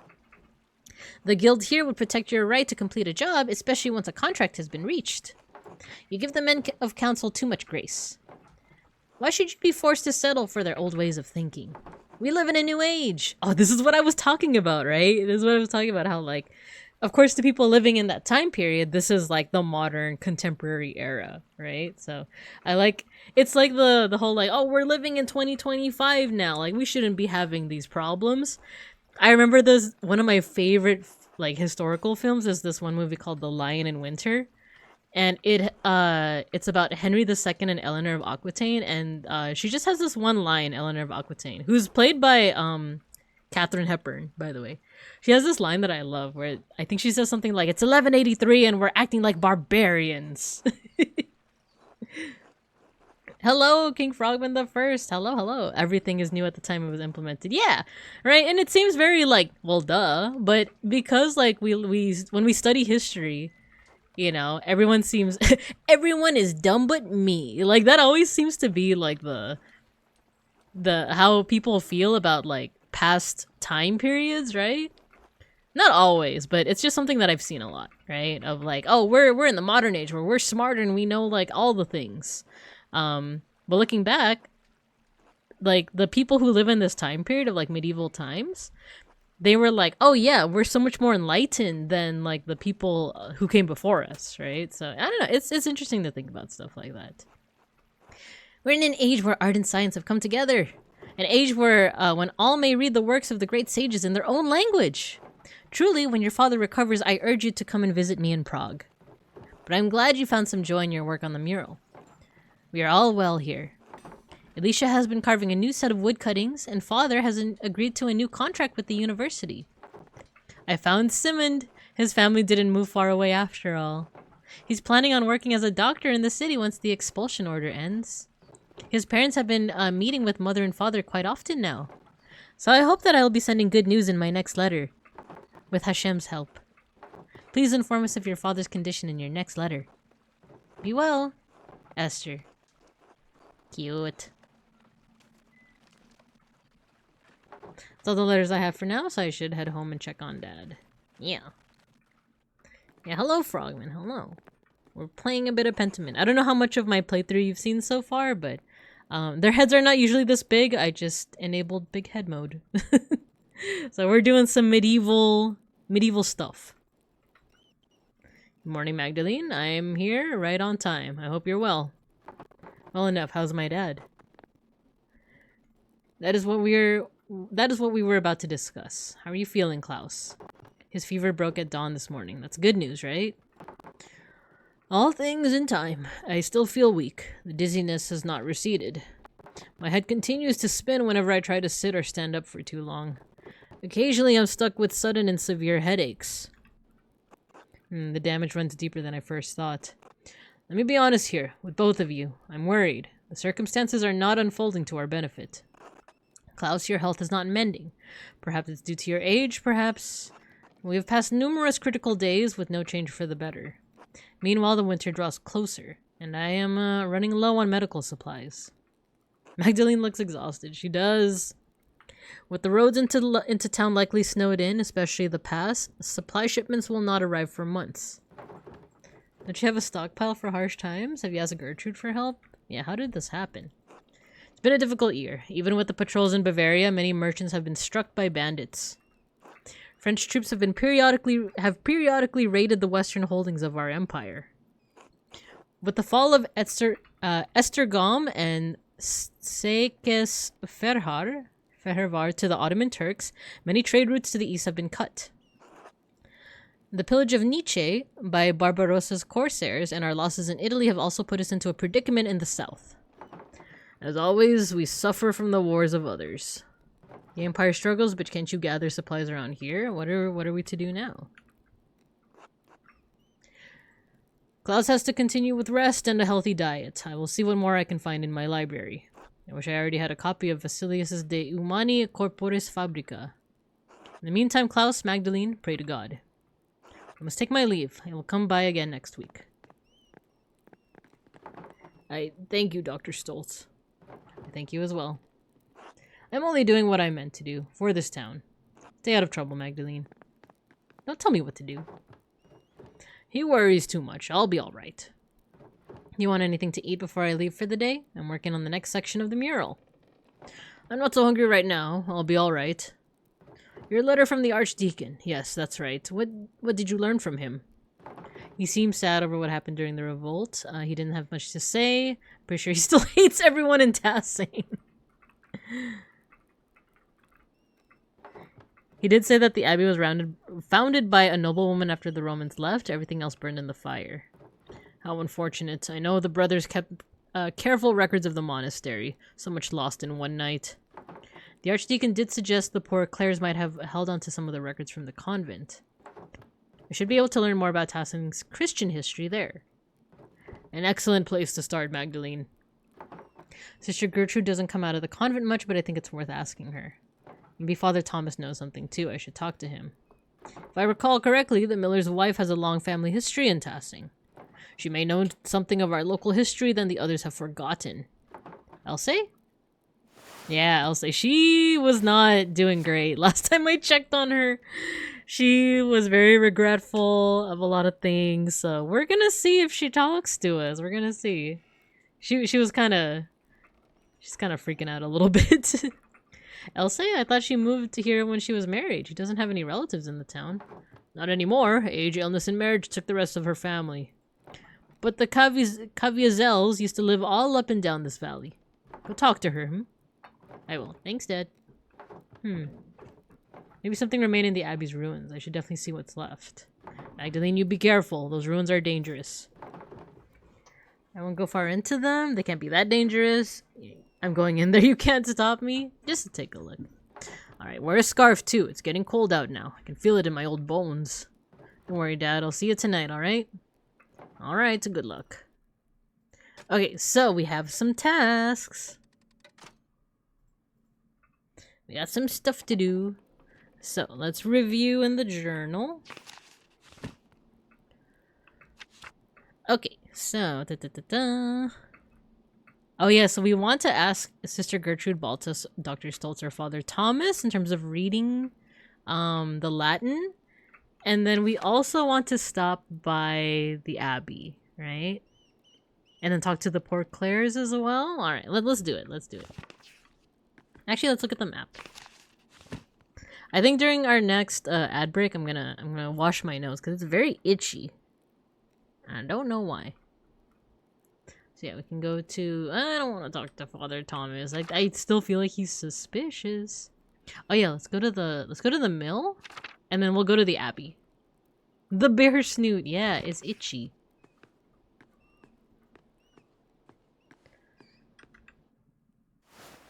Okay, let's see what we got here. Let's see what we got. I am pretty curious about the Christian history. Let's see what we're gonna learn. Let's go to the mill. Let's see if Elsie is even in the mood to talk to us, right? Because last time she was like, oh, regrets. They're big heads. Especially Ulrich. Magdalene, dear, what brings you up the hill? want to ask you some questions about your family. Dad was telling me your family's been in Tassing for hundreds of years. Which one's gonna not make her so sad? I wonder. Maybe the second one, because if we just say her, like, your family, it might also remind her of her husband, the one that we kind of killed. He's just a head. The big heads. Mr. Big Head. Oh, is this for the mural? I'm not sure what I want to get mixed... I'm not sure I want to get mixed up in that. I want to picture your family specifically. Are you sure hardly any family's been in town as long as yours? We're one of the few people who knows anything about the town after the Romans left. The Muellers have been a pillar of Tassing for generations, yes. Though I'm afraid I only know a little bit about them. And much of that I've heard from others. Leonard didn't care to talk about the past. I meant your family, the one you were born to. Your family name was Caviazel, wasn't it? Oh. Not a soul in town has asked me about my family in years. I was beginning to think my neighbors had forgotten us. I'm not surprised your father remembers the Caviazels. Caviazels. He was sweet on my sister before he met your mother. I'm the last of us left now. She said the thing! The last of us! Just cordyceps zombies start coming out of nowhere. It's a completely different game now.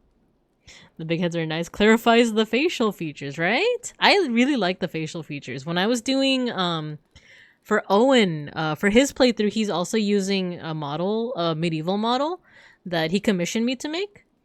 And I was using a lot of the different characters kind of as reference, but I mostly based his face off of Andrea's. And a little bit of, I think, some of the more feminine characters as well to keep it a little bit more androgynous. But yeah, clickers in the distance. Oh no. You say it's Caviazel, not Caviazellin. So this is something that I've noticed but didn't really like ask about. So I noticed that like if you look at everyone's last name in the town, like for example, Magdalene's father, Klaus, his last name is Drucker. But Magdalene's last name is Druckerin. So I'm noticing that like if you're female, they actually change it to add like a YN at the end. So I've also seen that in like Russian, right? How I think they like add an A to the end of certain names if you're a female. So if it's like I don't know, what's a I'm gonna look up what's a common Russian last name. Petrov, right? If your last name is Petrov and you're a male, then if you have a daughter, if you marry someone, they would be Petrova. Petrova. I thought it was son, daughter of. It might be. It might be. I'm just noticing the like the YN because it might be. I've also seen it with like wives and female children. They add like a YN to it. So Drucker, Druckerin. So, is that your local name? What happened to your family? I am curious. I am curious about, like, why they're not saying the YN part. I've always been called Caviazel, as were my sisters and mother and her mother before her. My grandfather told me that the Caviazels have lived in this area for hundreds of years. Perhaps even thousands, though it seems impossible to imagine a time so long ago. The Caviazels were pagans? Were they Romans? No, the Caviazels were part of the old people, the original Bavarian people. Oh, let's go! They helped to resettle Tassing after the Romans left. But their new home right on the spot where they had been living when the Romans arrived.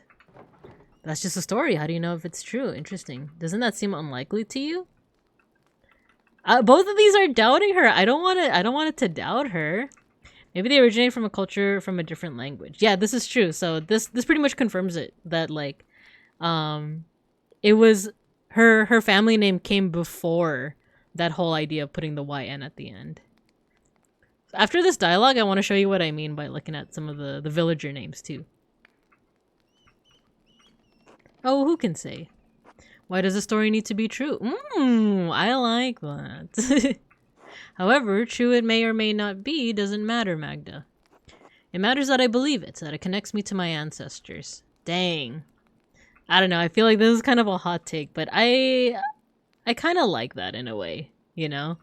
It's something that I see a lot, especially in like the Filipino American community, this idea of like being connected to your ancestors and like there's a quote that I like, and we do have an ad break coming up, so I'll say the quote before we go on our ad break. But there's this quote of like, you may not know your ancestors, but your ancestors know you.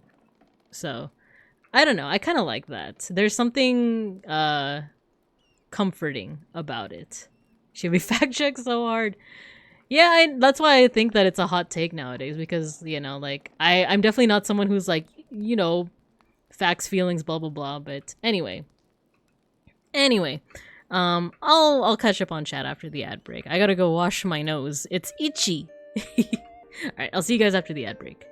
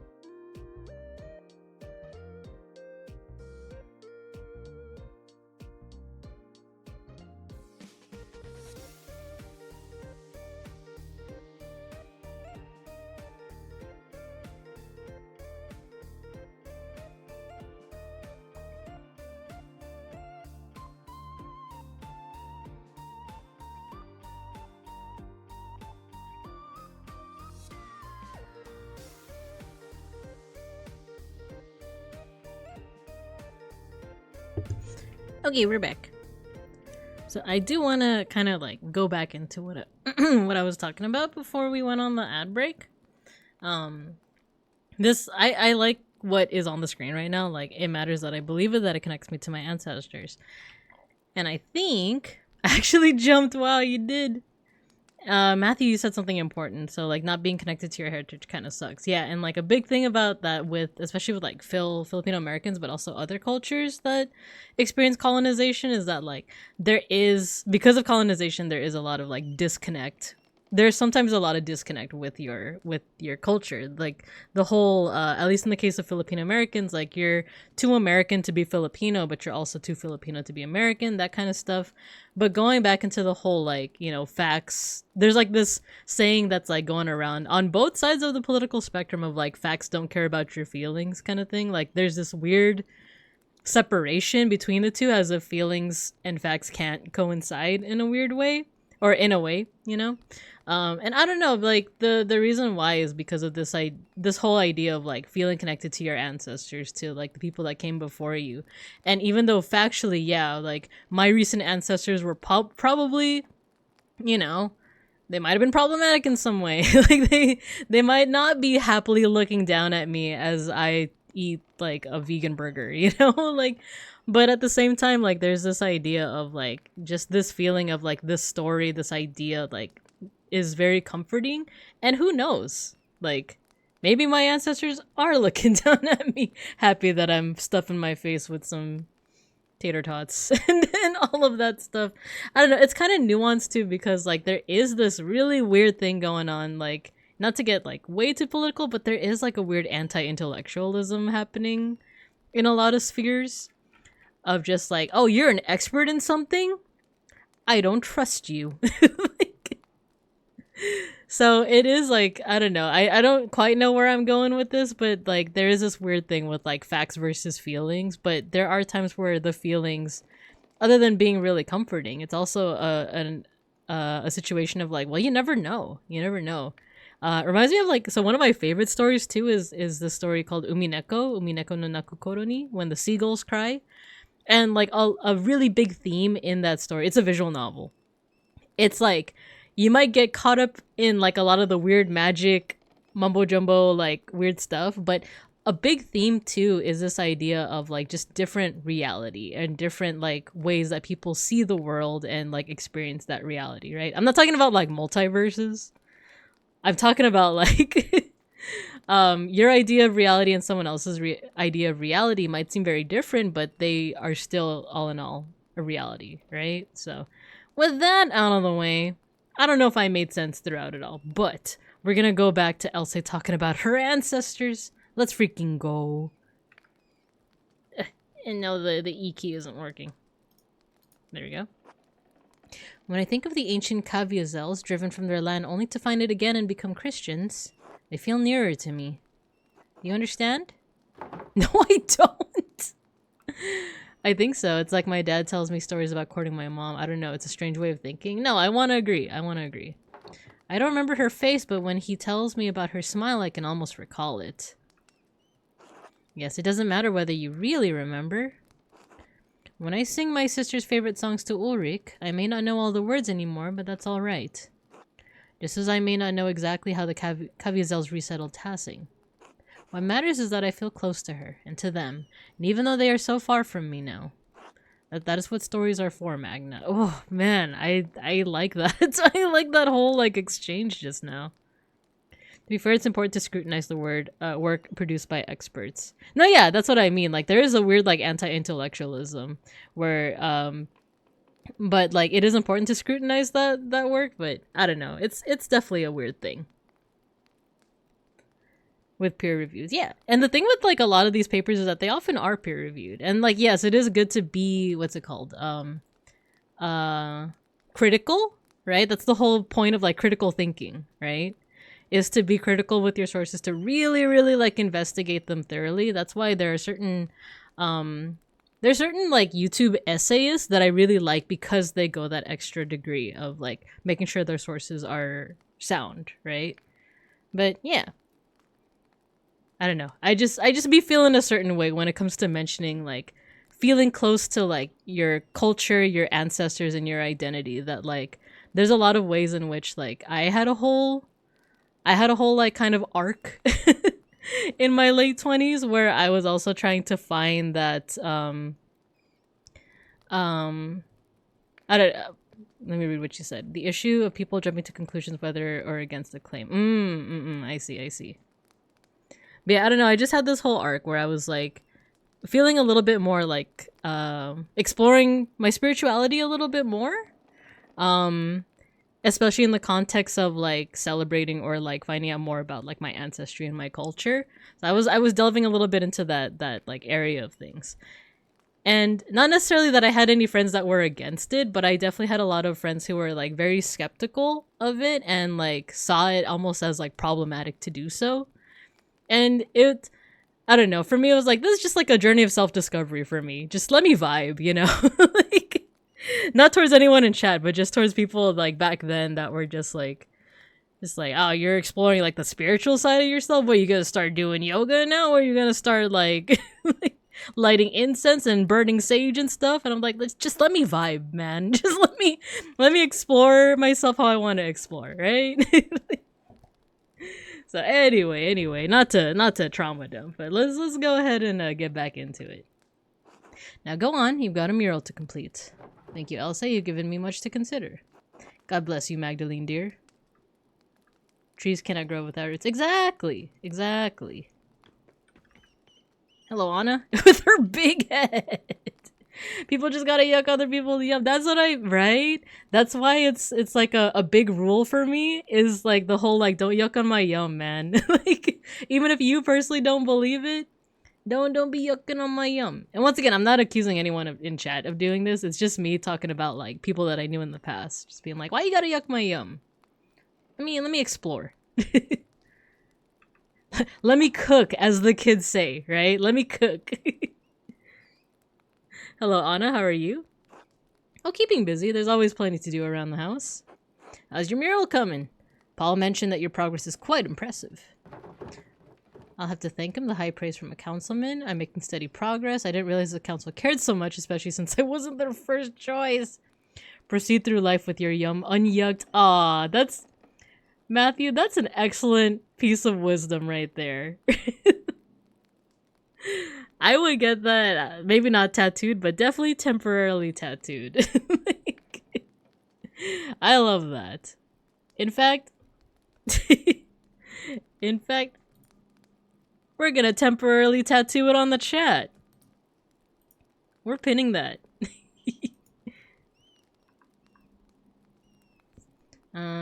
It's making progress. We'll go neutral. Aggressively neutral. Tell my wife I said hello.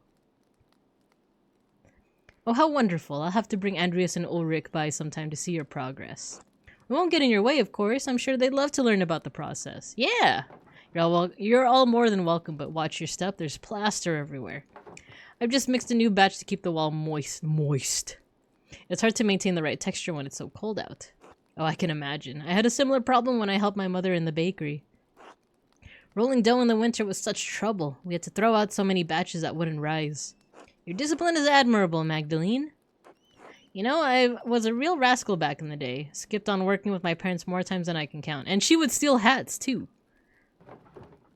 But you're so hardworking, Anna. I can't imagine you making trouble. It wasn't Big Jorg who was the troublemaker? It's funny to consider, isn't it? I was a thief and a scoundrel. It started with cakes from my mother's table, still hot from the oven. Soon it was silverware, mugs, a mug. Trinkets I found around town. Ulrich's little hat even once belonged to Andreas Mahler, your father's friend. I stole it from his head. Of course, stealing is against the Lord's commandments, so my father would make me return everything if I hadn't eaten it already and march me to church to pray. If I hadn't eaten it already is so funny.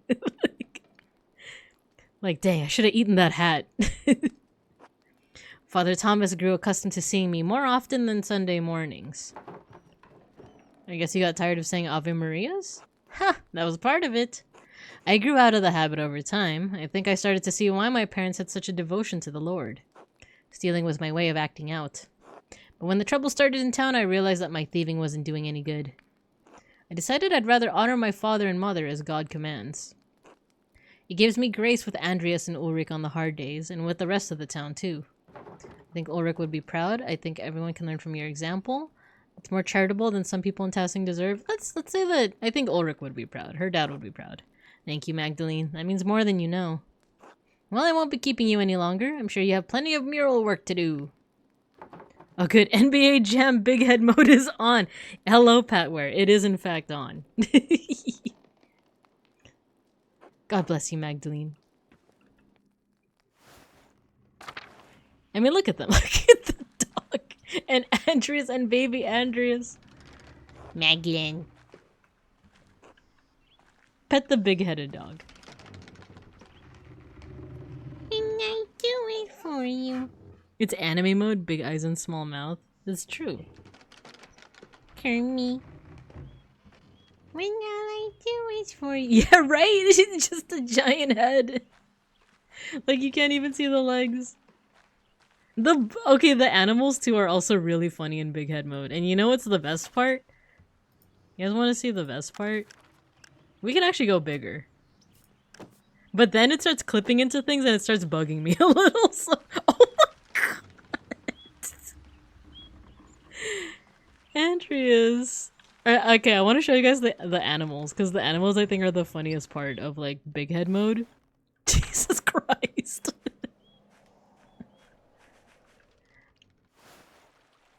Like, the squirrel. You could, like, definitely see the animals now. Where you might have missed them initially. The duck. I want to show you the owl. The owl's my favorite. The one in, like, the upper right-hand corner. That was my favorite. I think Julian said earlier that, like, he's having flashbacks. Are you able to make the head smaller than usual? No, they actually... Smallest size is the default size. So, I'll show you what default looks like. See, look at them. Properly proportioned and such. Disgusting. Disgusting! The big head rabbits, right? We're gonna put it back on. We're not gonna put it to the max, but I do want them with moderately sized heads. You know? To the point where it's not like clipping too much, but it's still pretty funny. They actually look like people, yeah.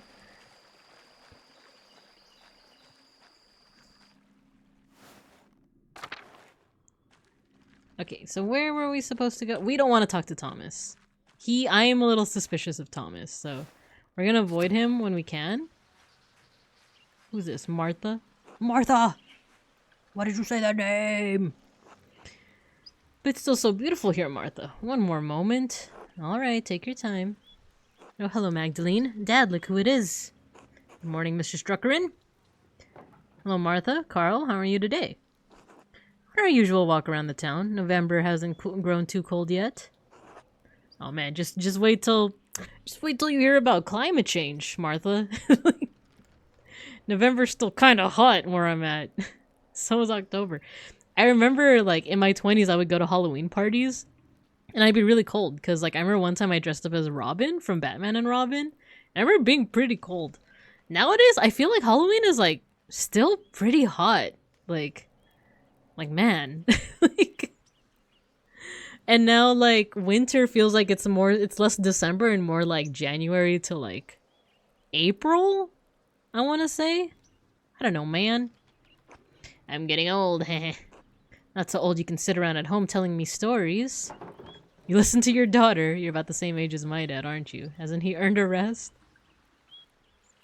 Not while I'm around. I trust the doctor to know what's right. And if you don't heed him, he starts coming around with them ghastly tools. The seasons are shifting. It's getting more noticeable, right? My coworker said the same thing, and at first I was like, I don't think they're shifting that much, but it does feel like it, kinda. But I also feel like it depends on where you live. Because I'm over here in California, and it definitely feels like, well, for one, it feels like we have seasons, which is not normal. Seasons in California might be more likely than you think.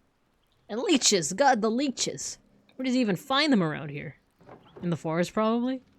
They're horrible, cold and wriggly, just like the doctor's fingers. Dad. Heh. Why did he heh like that? He's the kind of man I wish Anton would have grown up to be. Oh. That's the... I forgot about him. What happened to him? Same, I'm in Baja California. Ah, I see. Ah, so you're also experiencing seasons just like we are. It's like seasons. What the? It's either super hot or super cold here in Southeast Asia. Ah. Yeah, with like the like flood and like there's like dry and wet season, right? That's what my dad told me too, where it's like it's not necessarily seasons, it's like it's either flooding or not. Like, or hot, yeah. Kind of like what you said. It's all right, Dad. Still miss your son? Oh, it's the son that died. I see, I see. It's not your fault, Magdalene. Just a babe, then. I can't... It's my fault that he died. It's not, Dad. You know it's not. You shouldn't have been me with that night. You shouldn't have. I was a fool. What happened? Yeah, let him continue. The abbey was engulfed in flames. The heat, you wouldn't believe it, seared the hair off my eyebrows. I was bleeding. Anton tried to drag me out of the fight. Then a godforsaken Landsknecht stepped between us. I hope he burns in hell. Oh, that's right. The Landsknecht is the guy with the fancy armor. We were like playing cards with him and everything. Wasn't Anton was also playing cards, right? Can't even imagine what it was like. How old were you during the revolt? I still think of my mother every day.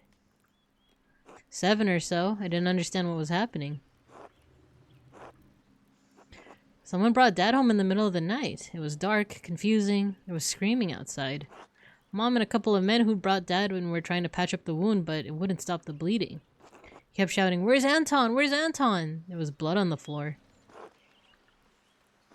He cried so much he threw up. We couldn't get you to stop. Oh man, this is a lot. I couldn't understand where Anton had gone. Dad tried to explain, but... Martha, my dear, enough of that. I'm so sorry. How did you go on? Did I? I don't know. Some nights I think I'm there still. The abbey's always burning. My Helena passed not so long after. I was left alone with Martha to care for. May the Lord bless and keep her. As he keeps your mother, Magdalene. I had to keep going for Martha, and somehow my daughter grew into a wonderful woman despite it all. I suppose that was all Helena's doing. Dad. If I'm any good, it's because of you. Thank you for telling me about that night. Either because it's like, I'm sorry that you had to relive that trauma, but also thank you for sharing. Time doesn't heal, Magdalene, but it does dull the ache. It's time we continued with the walk, Dad. Yes, dear, I'm feeling much more alive now. Be well, you two. Alright, so we got a little bit of storytelling from them. That was sad. Okay, let's go up into the abbey. It's all run down now. So sad. All that's left are these big head squirrels. Squirrels.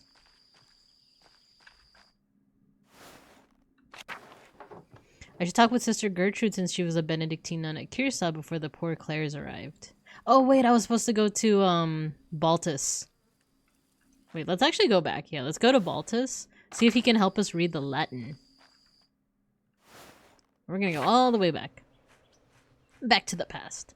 Samurai Jack.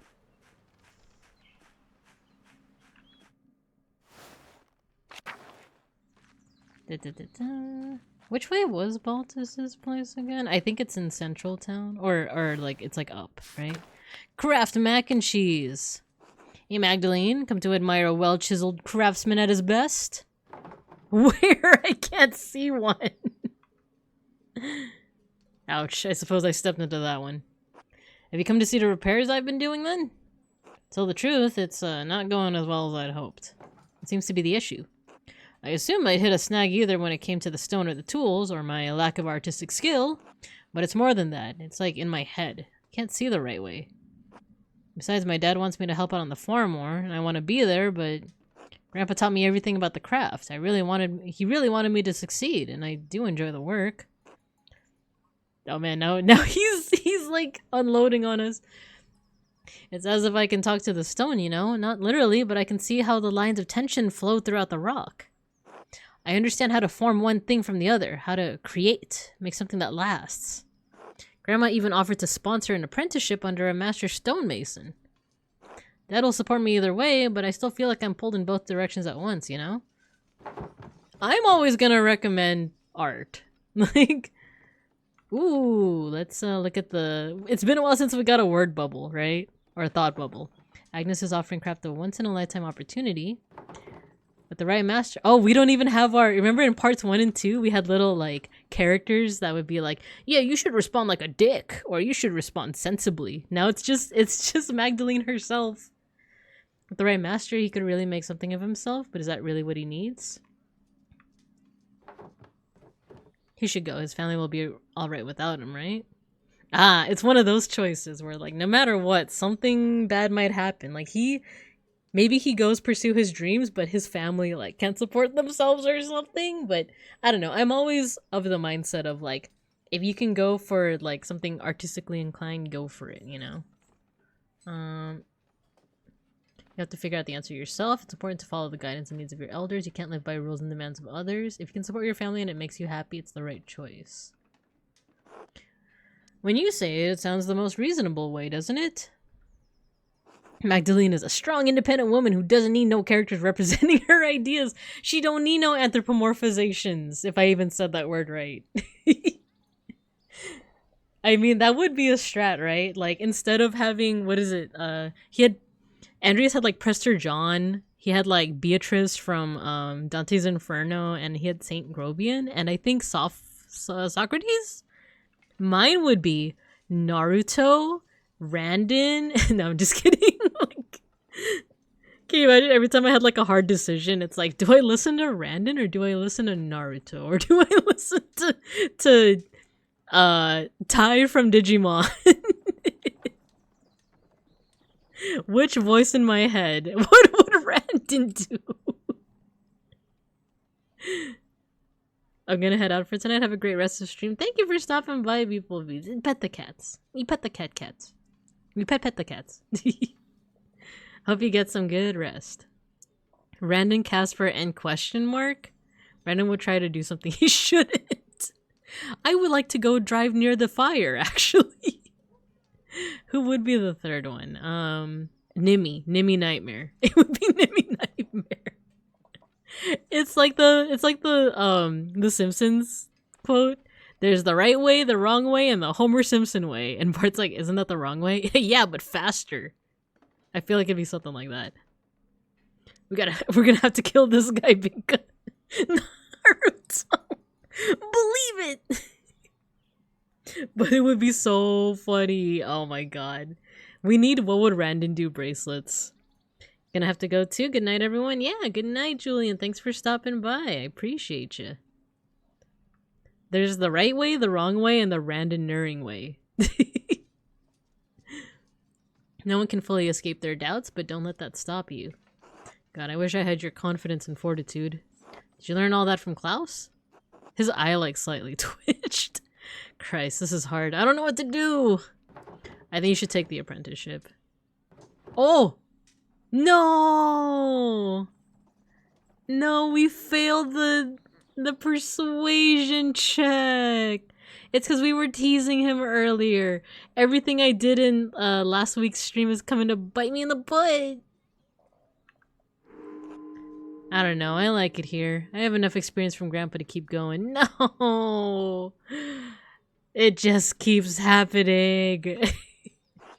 Besides, if I'm gone, there'll be no one to look after the town's stone. Church's foundation is in serious condition, and who's to say there won't be another flood come spring? No, I think I should stay. I have to tell Grandma I made up my mind soon. Well, thanks for listening to me, Magdalene. Dang. Like, I'm like lamenting, and he's just like, thanks for everything. Actions have consequences. When will I learn? When will I learn that actions have consequences? My voice even cracked in the same way. When will I learn? That's what friends are for, right? Well, work beckons. Father Thomas asked me to reinforce the walls of the church. To be honest, I'd like to reuse stones from the ruins of the abbey, but Father Thomas forbids it, says it's unseemly. Thanks for helping me make this life-altering decision over the course of 2 seconds. Sometimes it be that way.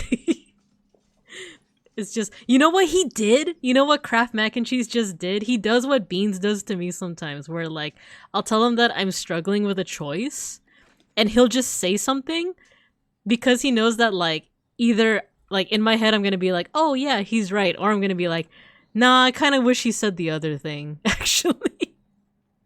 It'll be like, do you want to eat like vegan Mexican or vegan pizza? And I'll be like, and then he'll say like, oh, let's get vegan Mexican food. And I'll be like, actually, I was kind of hoping you would say vegan pizza. That's what Kraft Mac and Cheese just did right now. It's like, what do you think I should do? Should I take the apprenticeship or should I stay here? I think you should take the apprenticeship. Actually, you know what I think I should do? The correct answer is Indian curry. Yes. Oh my gosh. It's been forever since I've had curry, especially Indian curry. Man, the bean slander. It's true. It's true. But it does help me make decisions, right? So that is what we just did with Kraft Mac and Cheese over here. Burnt ruin of an abbey is still a religious site. He's being meek as he always is. And to the meek go nothing. As in the church, so it'd be like stones from one holy building to another. Alright, stay well. Till later, Magdalene. Till then, Kraft. It's Apollo. I think he still hates me. Oh yeah, he hates me! No! He hates us. Okay. Oh yeah, let me show you what I was talking about with the name thing. So if you look at who is a couple? Is Gret? Here. So Johann Hans Bauer, his last name is Bauer, but Hetty, his mom is Bauerin. I think Gertner is the same. Any female member of the Gertner family would be Gertnerin. Gret is Albanin, and I think her husband was Albin. Ulrich Albin.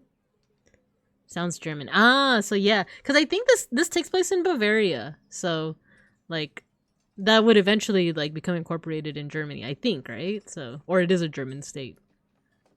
So yeah, I think that does sound like a German naming convention, and I do know that you see the same thing in like Russian. Like I said, with like Petrov or Volkov or Popov, they would become Popova or Petrova or Volkova, right? Or Ivanova. So yeah, I noticed it like a couple of streams ago, but I forgot to like really mention it. That's right. We're going to Baltus. Damn, I should have let the twins do their prank. That would have been so funny. Anyway.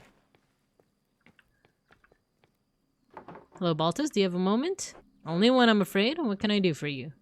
I came across a book about the history of Tassing, and I was hoping you could help me read it. Oh no, not today. I'm far too busy for that at the moment. Lord Farquaad and I have our hands full preparing the Christmas ale, you see. Of course, sorry to bother you. Not at all. Apologies I couldn't be of more help. Dang, he can't help us. Let's go to Werner. Or Werner. I think it's Werner, right? Because it's German. Hey, big head. Hello, Magdalene. Can I help you? Hello, Dr. Stoltz. I have a book here, and I can't read it very well. I was wondering if you could help me translate it. If you bring it after Christmas, I might be able to help. I have too much to do right now. Can't spare that much time. Oh, I understand. Sorry, Magdalene. Until later? Until then. Dang it! Okay. Maybe. I don't want to have to talk to Thomas. He's suspicious. Big head chicken. Chicken. Wonder what happened to, what is it, Amalia? She's the one that was, like, having visions, right? You think she passed already? Okay, let's just go to the Abbey and see if maybe Gertrude can read it for us. If not, then we're gonna have to talk to freaking Thomas.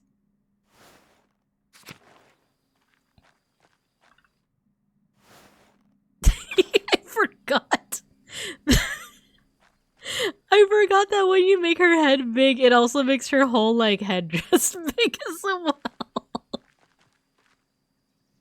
She's shaped like a manta ray. Oh, let's pet the cats. Pet son of Mousefonger. Oh, good cat. What a good cat. She can fly with that. Oh, it's like Snackery. Okay. Damn, she looking like a moth. God bless you, Magdalene. Hello, sister. I have a favor to ask you. Of course, Magdalene. I'll help however I can. I have a book, Historia Tassier, and I can't read it very well. Can you help me translate it? Oh, I'm afraid my Latin isn't as good enough to translate something like that. Its grammar structures are far too complex. I'm sorry, Magdalene. It's alright, sister. I'll have to find another way. There's one more thing, if you don't mind. It's about the rat house mural. Oh, did you need more paint? I believe I have enough galls stored away. No, thank you, sister. I have more than enough paint. I actually wanted to ask you about the history of Curacao, actually. I like to include the Abbey's founding and the history of tassing saints to the rat house mural. I wrote to the Reverend Matthew since he lived at the Abbey but wanted to see the place firsthand. Ah, Brother Matthew became a reverend, did he? He was always suited to such a role. But I don't suppose that's why you came up the hill for. Are you curious about the saint's history, yes? Yes, I was hoping you could show me around the convent and tell me about its history. Those playing the drinking game streamer just compared the cat to Schneckery. Take a shot. I keep forgetting to, like, make the... I've made the bingo card, but I just didn't make it pretty yet. So, one day, when I remember, there will be a bingo card. The poor Clares don't allow outsiders within the convent, even other women. Mother Francisca, what does she look like? Oh yeah, that's her. Wouldn't like anyone coming in for such a worldly concern. Well, that makes that old bag? Dang. I understand. I don't want to guilt her. Now let's do it. Let me finish Magdalene Druckerin. However, Mother Francisca always welcomes those who are considering joining the order. Ugh.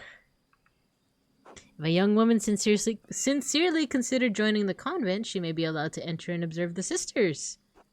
Who knows what else she may discover while contemplating the holy life, Suppose exploring all my options can't hurt. There's always been some...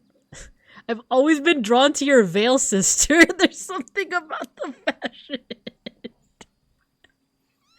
Especially with how big it is right now. It's like, I too would love to fly one day. And Gertrude's just like, what the heck are you talking about? I suppose exploring my options can't hurt. Slay, sister! Touring the convent will take some time. Would you like to see Mother Francisca now? Nah, they said that it takes... yeah, I have some other things to do first. So maybe we'll come back. Goodbye, cool moth.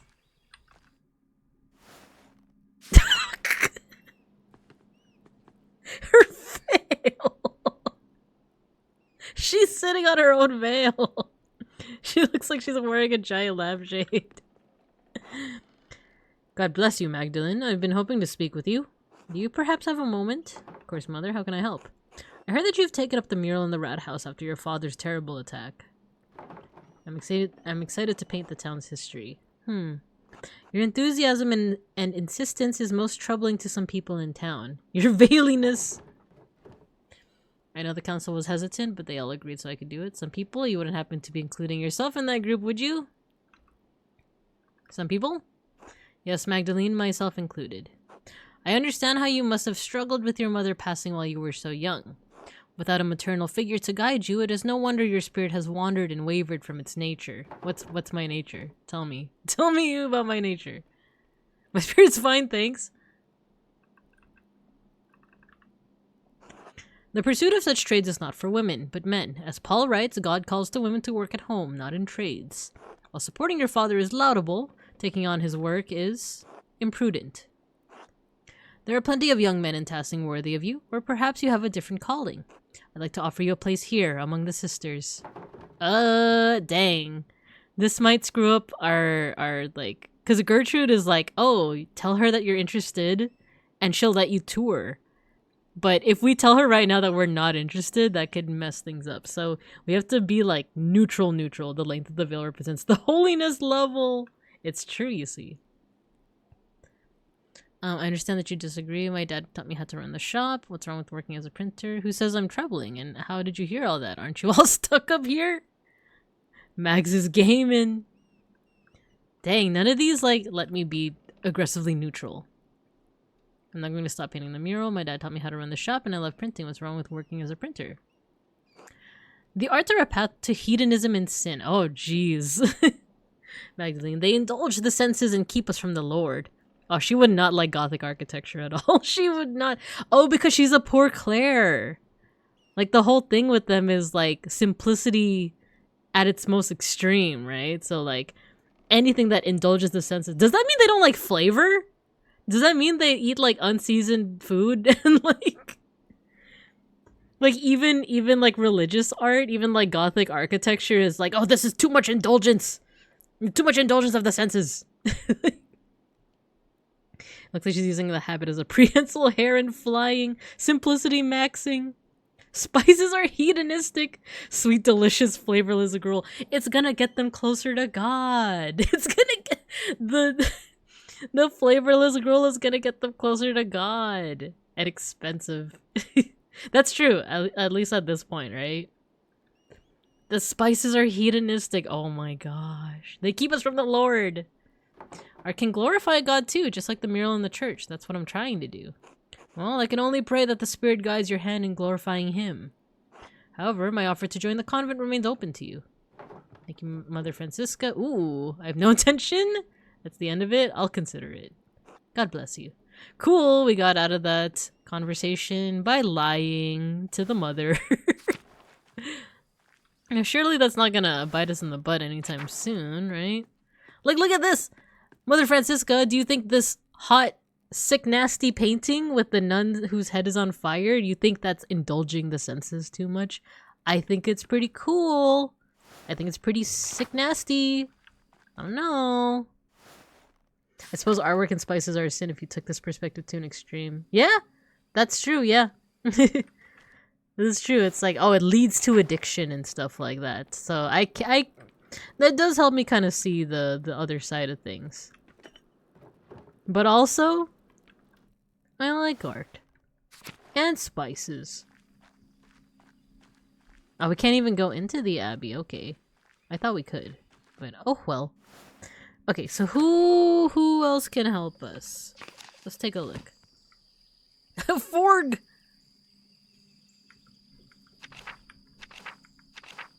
Let's see. We asked Sister Gertrude, Father Thomas. Man, I don't want to talk to Father Thomas. Talk with Elsie. Who else were we supposed to talk with?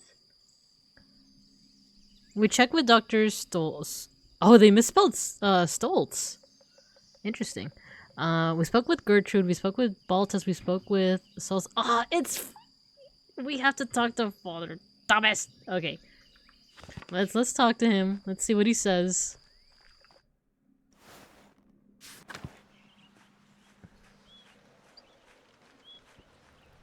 I think you only need Thomas, but he's still optional. Ah.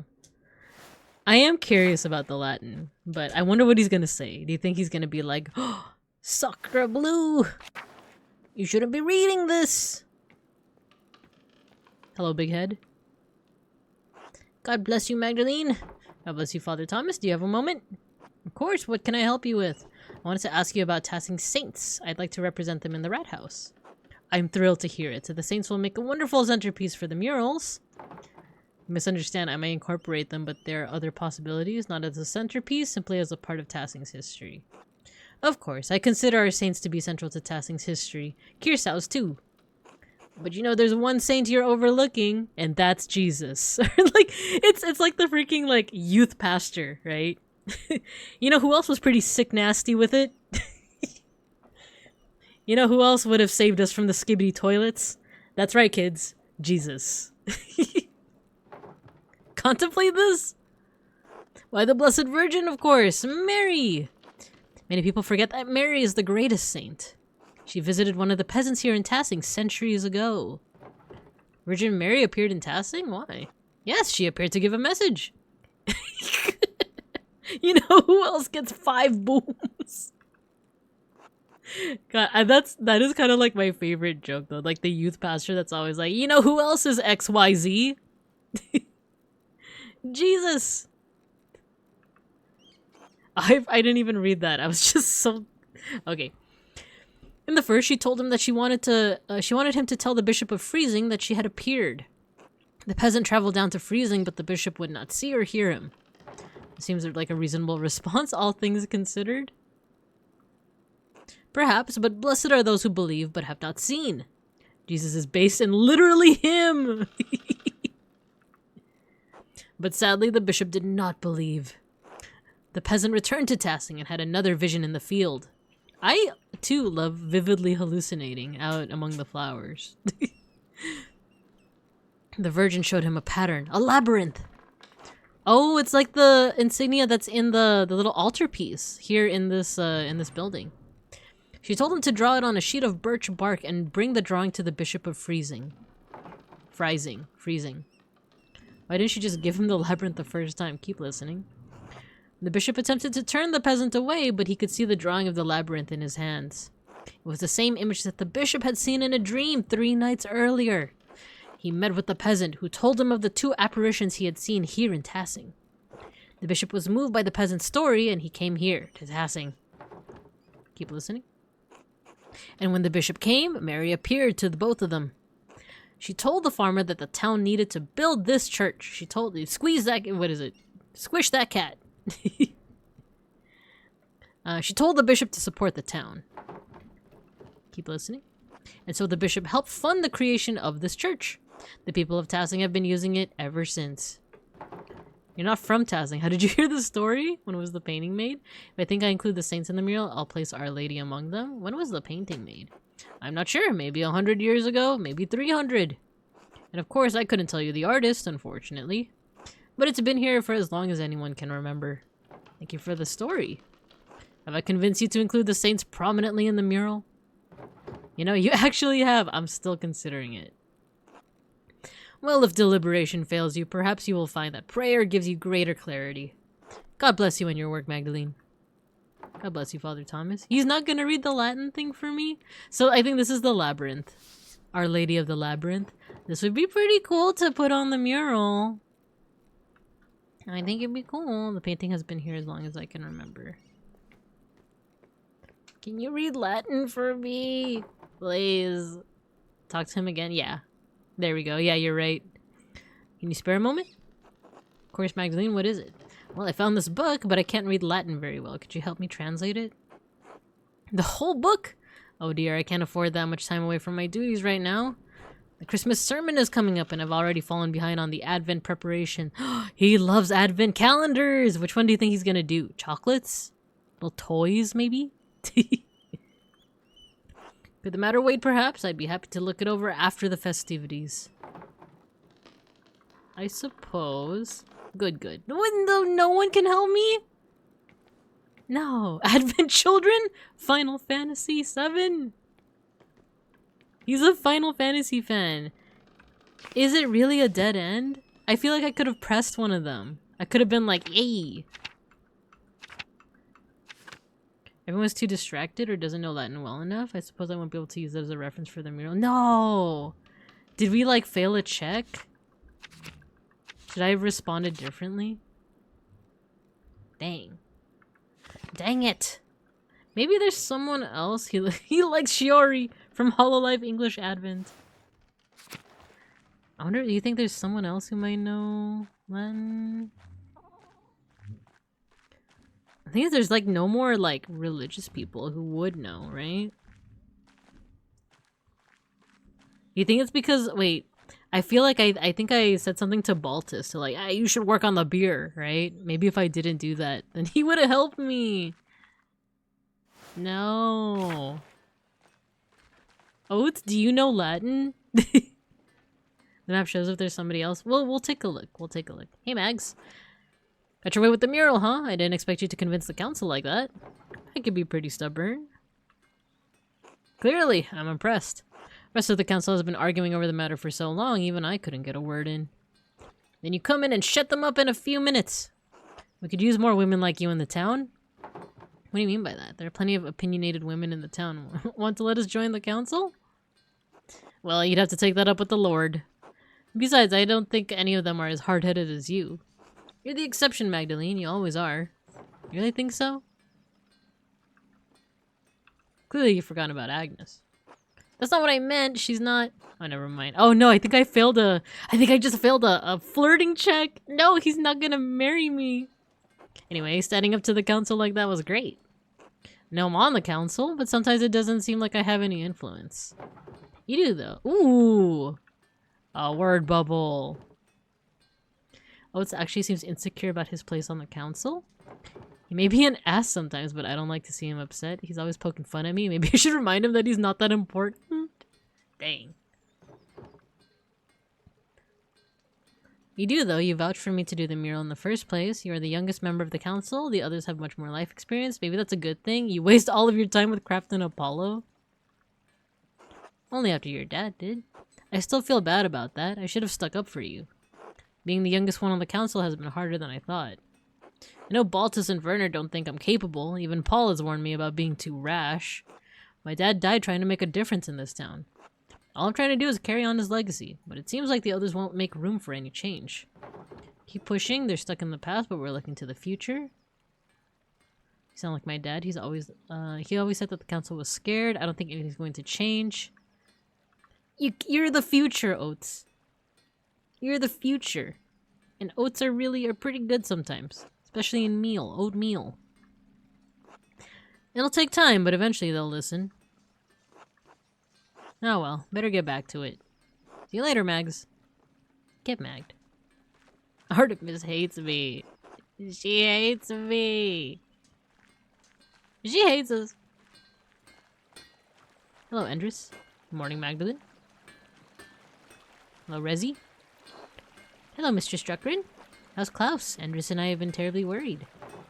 When I checked on him today, he said it's not good. Dad's spirits are high, but he still gets headaches. If there's anything we can help you with, let us know. Endris is always ready to provide. He and Klaus have been friends for a long time. Oh, we could good old honey bunches of oats. Thank you, folk. I was trying to think of like a nickname. Like if I keep calling Kraft mac and cheese, I was trying to think of like, I feel like there's something I could do with oats. Honey bunches of oats it is, especially if I want Magdalene to get together with him. So thank you for that. I've heard tales of Endris coming to find you in Innsbruck. How did that even happen? We could gossip. Should we gossip? Should we share the hot goss? The twists of Providence are sudden and unpredictable. I was but a young girl selling all manner of wares on the market, pots and the like. She sells pot! One day this man appears to the stall, all jitters and nerves, stammering over his words, but charming in a way. We spoke at length. I was intrigued and soon enamored, as if a candle had been lit. Endris is a man of talent and means, after all, blessed with a kind soul. How did it feel to leave home for someone? Do you have any regrets? Frightening to be sure, leaving Innsbruck, my friends and family behind. But it was exciting as well, going off to find new opportunities and build a new life. There wasn't much I had to look forward to in Innsbruck. Few prospects for a poor girl. Couldn't see myself sitting at the market, continuing to sell odds and ends. Sometimes there are risks we just have to take. It's very inspiring. Still unsure? Nah, that's inspiring. We all struggle in this world, but the moments of joy outweigh the bad. It's how God has set the world, his benevolence guiding us through it all. I feel I've been blessed, and it's not been all bad for Endris either. I assist him with on the bookkeeping side of the smithy and other things. Thank you for telling me. It's nothing, Magdalene. I hope it has provided you with some encouragement. Hashtag blessed. Man, I've time traveled to the 2010s. Don't forget that you're important as well and deserve to live your life. Alright, I have still got errands to run. The winter draws near. Be well, Magdalene. Alright, bye, Therese. Or Ressie. We could talk to more people. Oh yeah, let's look at the map.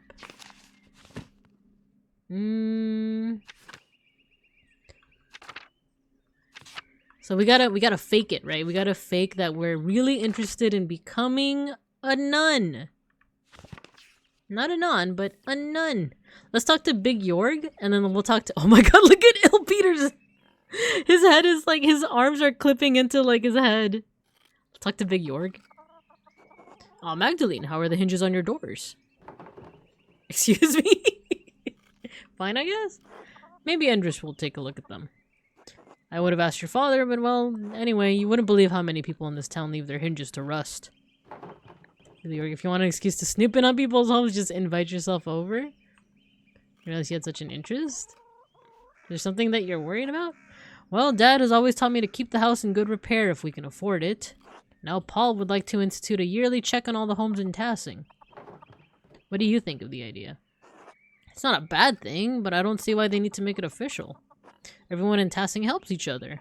As I see it, if someone notices a house in disrepair, we all pitch in to fix it. To do anything else would be unchristian. But if Paul wants to see it through, I'm happy to go along with it. It makes me feel useful, you know? Speaking of which, I better get back to work. Nice to chat with you, Magda. See you later. We should have told him that that's not a good idea. Well, Veronica? Veronica? How's the mural going? I hope my husband hasn't been bothering you about it too much. Has he said anything to you about it? Is that a concern? The council likes to meddle in things they ought to leave alone. My husband less so than some, but those men are all bad influences on each other. Now they're chattering about a yearly check on the hinges on every door in town. Hinges! Who gives a damn if the hinges on our front door creak? To be fair, if your hinges creak, the door's integrity is at stake. The council are just old men looking to feel important. Should we actually her? Should we hinged? Believe you me, Veronica, I know what unhinged looks like. I don't know if you're ready for it. Let's see. HOA level meddling. For real! It's like, what are those flamingos doing on your lawn? Those flamingo decorations. I like my doors like I like my Hoshi's unhinged. You said it. They're just trying to feel important. We have enough to do as it is. If God wanted them to feel important, he would have made them lords. Flamingo's not up to code. I know, not my flamingo designs, my flamingo decorations. Anyway, I think it's good for you to be working on the mural. I wish Artemis and Apollo would take interest in something like that. Father Thomas still reminds me that they tried to put frogs in the tabernacle. I heard you were the one to stop them, by the way. Thank you. Father Thomas says they're only so much trouble because I named them after Greek gods. Eva read a story about them and I liked it. I still do. If anything, they should be more well-behaved. Names do have power. Maybe the spirits of the gods are affecting the twins. I don't think anything will stop the twins from going in their way of life. Names only have so much power as we allowed them to have. Can every Greek name really invoke pagan gods? Maybe you're right. Father Thomas spends too much time in his books. Besides, then he'd be in a poor state. Father Thomas the doubter. He's a doubter! Not Father Thomas being a doubter. Well, we kind of knew that. Thanks for stopping them. I didn't want to be a tattletale. Anyway, I better go find those rascals. Good luck on the mural, Magdalene. Thanks, until later. Hello, Magdalene, dear. How are you? How's Klaus? Hard to know for certain. One day he seems well. Neither of us is doing well. I'll keep praying for you both. Both of you deserve the best. Life's been hard enough on you already. Please let me know if you need any help around the house. I'd be happy to help. Thank you, Clara. That's very kind of you. I've been so busy in the rat house I'd let the house go a bit. I've never heard anyone so excited to do housework. That's kind of me for real though. Like not that I like doing housework, but I like cleaning and like decluttering and stuff. I do like what Big Jorg said, like the idea of like living in a village and like, you know, if there weren't like taxes to like on hinges and stuff like that. I like the idea that like, oh yeah, everyone just pitches in to like fix it, you know? So there's like a good example of like Clara being like, oh, if you need housework done since you're too busy, then I'll do it for you. You know, I would be that person in the village. I'll clean your house. Not to worry, I'll come by and help. Besides, then we can chat and chatter makes chores pass quickly. With all my children up and grown and no husband to care for anymore, I've got to make myself useful somehow. But yours is still in the house, isn't he? Why bother? You could spend your days relaxing. Are you enjoying it? I heard that Peter was crazy. Community housekeeping and maintenance is great. Yeah, I agree. We do have what I think is going to be our last ad break of the night coming up soon. How about, yeah, why bother? Huh, I don't think I'd be able to do that even if I tried. Jorg and Veronica are capable of caring for their own household now.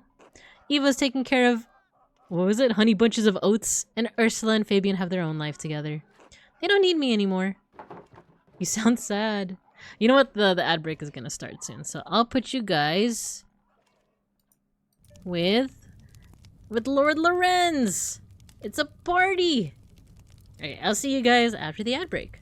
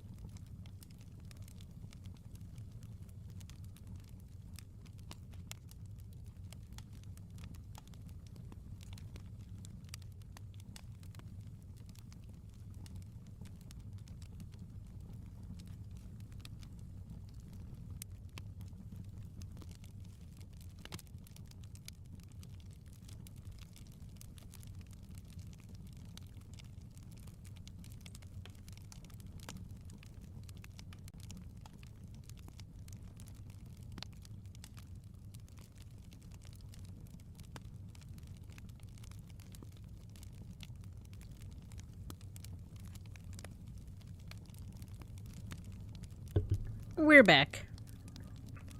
So back, in fact. F the Baron Rothvogel. Oh, my homies hate the Baron Rothvogel. Oh no, not the bombs.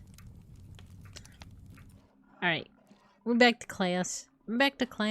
I think I can go for maybe 30 more minutes. And then I think we're gonna call it. I feel like that's gonna get us to the end of like the second portion of the mural. Which means I do feel like next week's Pentiment stream is probably gonna be the last one. So, hello Rin. Hello. Oh, did the bombs not work? I'm not sure. I didn't see it. Oh, I think it's a... Do you think there's a space? I think there's a space.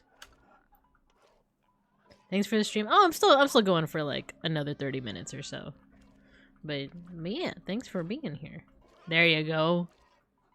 Bombs away!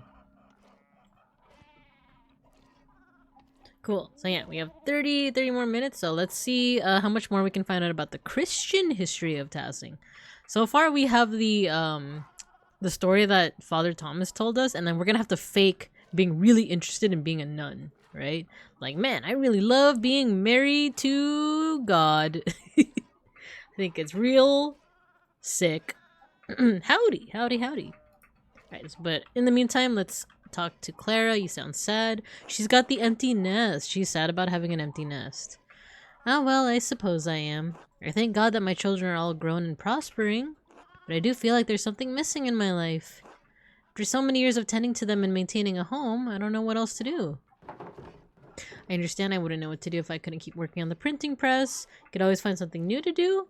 God did give us the Sabbath to rest, you know. Ooh, so we either tell her to rest, find a new interest, a new hyperfixation maybe. I'm gonna know, or just sympathize with her. Just don't fake so hard that the game decides you actually want it. Oh, that's true. Can you imagine? It's like, oh, cool, you got the nun ending. You don't finish the mural, and your dad passes before you can finish it. Man. Let's do the middle one. Let's see if she gets like a new hyperfixation. You've always been telling me to rest more, but you're right. I'd rather keep busy as long as there's life left in these old bones.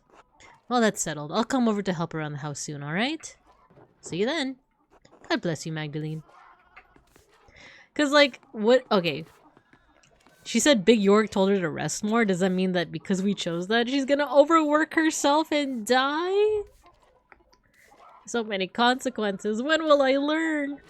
But at the same time, if I were thinking about it, if I were an old lady and I was asking someone like, oh, what should I do? And they were just like, you should just keep resting. While I still have like hyperfixations, you know?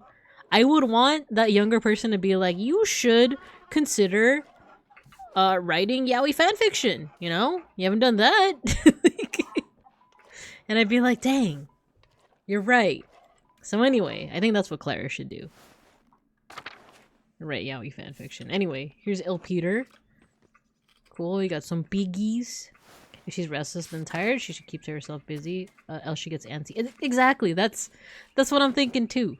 That's what I'm thinking too. Hello, Hans. Hello, Magdalene. Hello, Hans. I hope your dad recovers quickly. He's a good man. Dr. Stoltzen thinks I should prepare myself for the worst. Thank you. Good. The town has seen too many terrible things, but we've recovered before. Maybe the Lord will return your dad to health too. I pray you're right. Be glad you have this time with him, I say. Wish I'd had as much time with Heilwig. I don't remember who that is. Anyway, I should get back to it. Until later. Simon? Hey, Magdalene. How's your dad? Any signs of him getting better? Werner says he's not improving. Still bedridden. He occasionally improves, only to be struck down again with nausea. Hans sends his regards. The Bauer household is praying for a swift recovery. Thank you, and thank Hans and Jutta as well. Or Jutta. I will. Klaus has always been such a bedrock of Tassing. I'd hate for him to die. It'd be sorry. It's fine. Did you miss your father? Your real one? Your real one, I mean. Dang. Do I miss him? Kinda. I don't remember Joseph all that much. Did people in medieval times just call their parents by their first name like that? He's becoming a haze of sorts, a faint echo, a feeling, an occasional emotion. I was so young when he got killed. Mom said I had trouble understanding what happened for a long time. Their family, Bauer, means farmer. Ah, I didn't know that. Oh, which makes sense, because they are farming, right? My mom, she's like an empty hole in my life. I have nothing of her. It's not easy to experience this type of loss and grief. Suppose not, but life goes on. We've all got responsibilities. Can't sit around being somber forever. Tassing's been through a lot. We never get to stop mourning with all that's happened. Just like all of Bavaria. Will there ever be a stop to the violence? I have no idea. Seems unlikely. Anyway, the winter draws closer, so I got a lot of preparations to take care of. I truly hope Klaus recovers soon. God look after you both. Till later. Hello, Hetty. Hello, Magdalene. How's the mural coming? I hear you browbeat the council into letting you do it yourself. I don't care about the council. I only want to finish the mural for my dad. It took some work, but I convinced them to let me paint the red house. Ha! Well, it's good to see those stubborn bastards can be moved. God may have made man from dust, but I swear he left some of them with rocks for brains, too. Did you know Jorg was by to check on my hinges? I've had about enough of their silly projects. That Zimmerman boy seems to have a good head on his shoulders, though. Once you've settled down with them, you'll have a good life ahead of you. I do like him. I think we could learn to love each other. I think I'd rather marry for love. Honey bunches of oats? I'm not gonna marry him. It's hard to think of my future right now. I do like him. You're a good-looking young woman, Magdalene. Won't take much to win his heart. He's a good boy. You could do worse. What a line. Thanks, Hetty. I'll see you later. Till then. Now we have Yuta. Hey, Magdalene. Cool story, bro. Oh yeah, someone lives here now. The Rusishka? Oh yeah, it's Wojslav and Matilda. Wait, they used to be in the Abbey. Do you think they can read Latin? Okay, he can't. Matilda? God bless you, Magdalene. Matilda, how are you two? Very well. The Lord has blessed us with more than we deserve. Oh, he's weaving a basket. You guys see that? And how are you, Magdalene? I was worried with you keeping the house and the workshop all on your own. Let me bring some soup for you and your father. You're very kind. I would love that. Ooh, we're getting the whole community out now. We're getting them to help us out. Between your father and the shop and the mural, I'm surprised you're not dead on your feet. You're very lucky to have such a devoted daughter. Before you worry about imposing, you're not. Taking care of our neighbors is how Tilda and I serve Tassing. Our vocation may have changed, but our gratitude to God in this town has not. You've always been so dedicated. It's hard to imagine you two ever lived in the Abbey. Oh, it's pretty easy to imagine for me. Your neighbors took care of us in difficult times. Ha! Sometimes those days feel like another lifetime ago. Harder time to be sure. Life feels pretty hard now. I thought the Abbey was better off. Were the Benedictines anything like the poor Clares? We live simple lives of devotion, but not that simple. So they do hate spices. I'm given to understand they don't make art in the convent now. Such a shame in that beautiful workshop. In any case, a nun's vows include dedication to a simple life with all the challenges that entails. But I struggled with my vows, my discipline. I couldn't live as my sisters did. I broke my vows, as did Wojslav. You fell in love. We did. Well, I seduced her. You certainly did not. Are you telling me, young Magda here, that you seduced me, then? Wojslav, please. Aw, they're cute. So you left the Abbey? Well, we were found out, but our secret was kept. Still, the matter ate at my heart. That and being falsely accused of murdering the old Baron terrified you, and rightly so. We all must account for our sins, Magdalene. I was afraid I would account for mine sooner than I thought. Tee-hee! Those were the hardest years of my life. I repented and prayed to God to absolve me. But the Lord always provides, even in the darkest days. The Abbey's destruction gave us a second chance. Can't imagine the townsfolk were too happy to let you stay. It must have been strange to leave that life. Must have been difficult. Well, I admit, it's been strange not being able to enter the convent. I miss the sisters terribly some days, but truthfully, it's been a relief not to be constrained by my vows. The Lord forgives more readily than man, Magdalene. Never think that you must remain in a place that causes you to sin, even if others think it godly. I'm glad you two are finally able to live the life together. I never realized you two went through so much. Yeah, I'm glad you guys can live together. Only by the grace of God are we in this life together. May it be many more years before we part. God willing. Anyway, Magdalene, I'll send that soup over to you shortly. Thank you. God bless you, Magda. God bless. So you guys don't know Latin? Do you guys... I need someone that can read Latin. Look at the chickens and the chicks with their big heads. Hey, Brigitte, do you know Latin? Hello, Magdalene? I guess not. Hey, Martin. No, okay. The pigs are so funny looking. It seems like people have just been offering to help us out, so let's keep on exploring the town a little bit. Yeah, they're doing well. It's really cute. It's really cute to see. So let's keep talking to the townspeople, and then we're gonna go ahead and fake our really cool interest in the nunnery. Hello, Paul. Hello, Andreas. You can talk to Ursula. Hi, Magda. Need something? Maybe I'm looking into the history of Tassing. Your grandpa said he told— Oh, now we can ask her about the old ways. Hello, Potato Bun Stew. Welcome. Thank you for the raid. Welcome, welcome. How you doing? You were doing makers and crafting. Ooh, what were you guys making? Hello, hello. Welcome, everybody. I'm Babinka Bear, your local sun bear, an art history teacher, an educational streamer, and also piece of marginalia. That's right. We're going medieval today. We bring buns. Ooh, nice. Hello, Ghosty. Hello, welcome, welcome. Thank you for the raid. I like the buns. Is that what you guys were making? What were you guys making? How are you guys doing? Yeah, thank you for the raid. We're playing Pentiment right now. We're actually gonna end in about like 15-ish minutes. I'm starting to get a little tired, but we're learning about the history of this Bavarian town. It's pretty interesting so far. Lots of cool pagan stuff. Delicious and dungeon food charms. Oh, that sounds adorable. Yeah, I'd be down to check that out. I'll check out your VOD.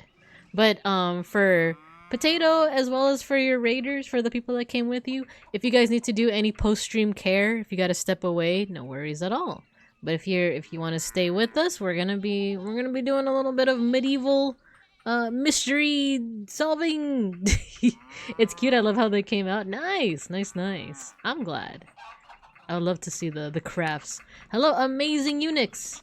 Hello, hello. I hope you're having a good stream. Yeah, I'm having a good time right now. And thank you for joining the class. I appreciate you.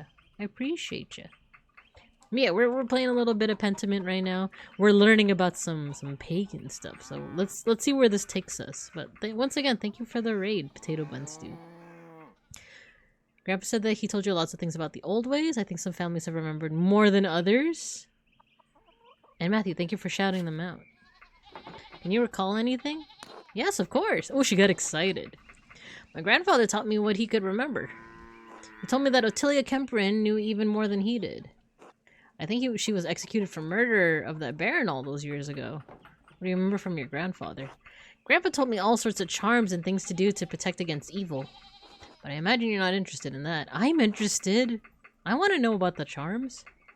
He said that it was Perchta who protected the forest from witches, not St. John. God and his saints have dominion over the town and the abbey. But Perchta still watches over all of our wild places. What about Saint Satya? Grandpa believes in the saints just as he believes in Perchta. He said Perchta's power is shown in certain places and times. There's no conflict for dominion between her and the saints. Ah, interesting!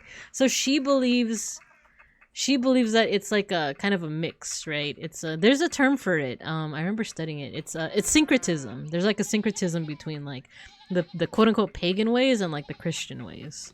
So I like that. That's really interesting. Slow on the uptake. It's fine. No worries. I see. I don't know if any of that is useful to you. I'm glad Ursula told me all this, but I can't imagine Father Thomas approves. I think it's neat. It'd probably be worse if an inquisitor heard about some of the things she believes. Oh, wait. That's true. She could be like... She could get in trouble, right? She's older than me. If she's made it this far, I suppose she's fine. Should probably warn her not to be too free in who she talks about the old ways. I don't know if any of that is useful to you. Dang. Because I do want to encourage her, but I don't want her to get in trouble, you know? Well, I guess when we taught her the old ways last time, like, we didn't notice, like, nothing really bad happened. I still have to decide on what to paint.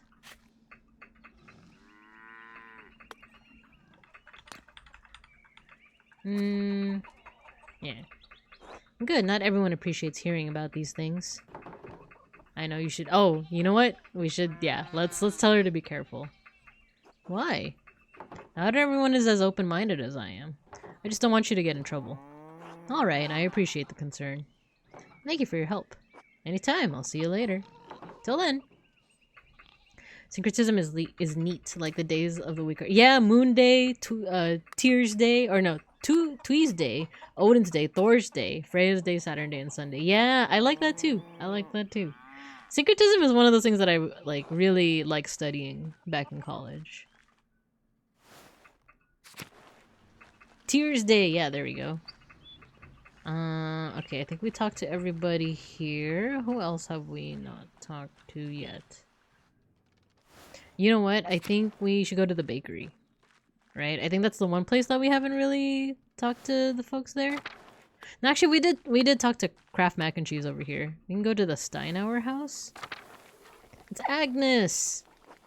Good morning, Magdalene. Brisk weather today, isn't it? And still Kraft and Mac and Cheese is out there working with Father Thomas to repair the church. I worry about that boy sometimes. He works that stone, but I'm not always sure he has his mind set on it. He's working hard to mend the holes. Masonry is a good trade. Everyone needs a stonemason now and then. That they do. Lucky always harped on about how honest and trustworthy is the most valuable currency. How in this life, hard work and reputation matter the most. Kraft Mac and Cheese has taken that to heart, I think. He has done a lot of good for the town. I've offered to make an apprenticeship, but he won't make his damn mind up. He deserves a chance at a life he wants. He lives in his father's shadow for too long. He's a good man. You should be proud. Sorry to raid and run. I'm too sleepy. No worries at all. No worries at all. Feel free. Get some good rest, Potato. Thank you again for the raid. Thank you, Magdalene. I've done my best for my household despite what's happened in the past few decades. I always enjoy lurking in your streams. Aw, that means a lot. Thank you. Thank you. Get lots of rest, okay? I appreciate you. Oh, well, you didn't come here to hear me ramble on about my family.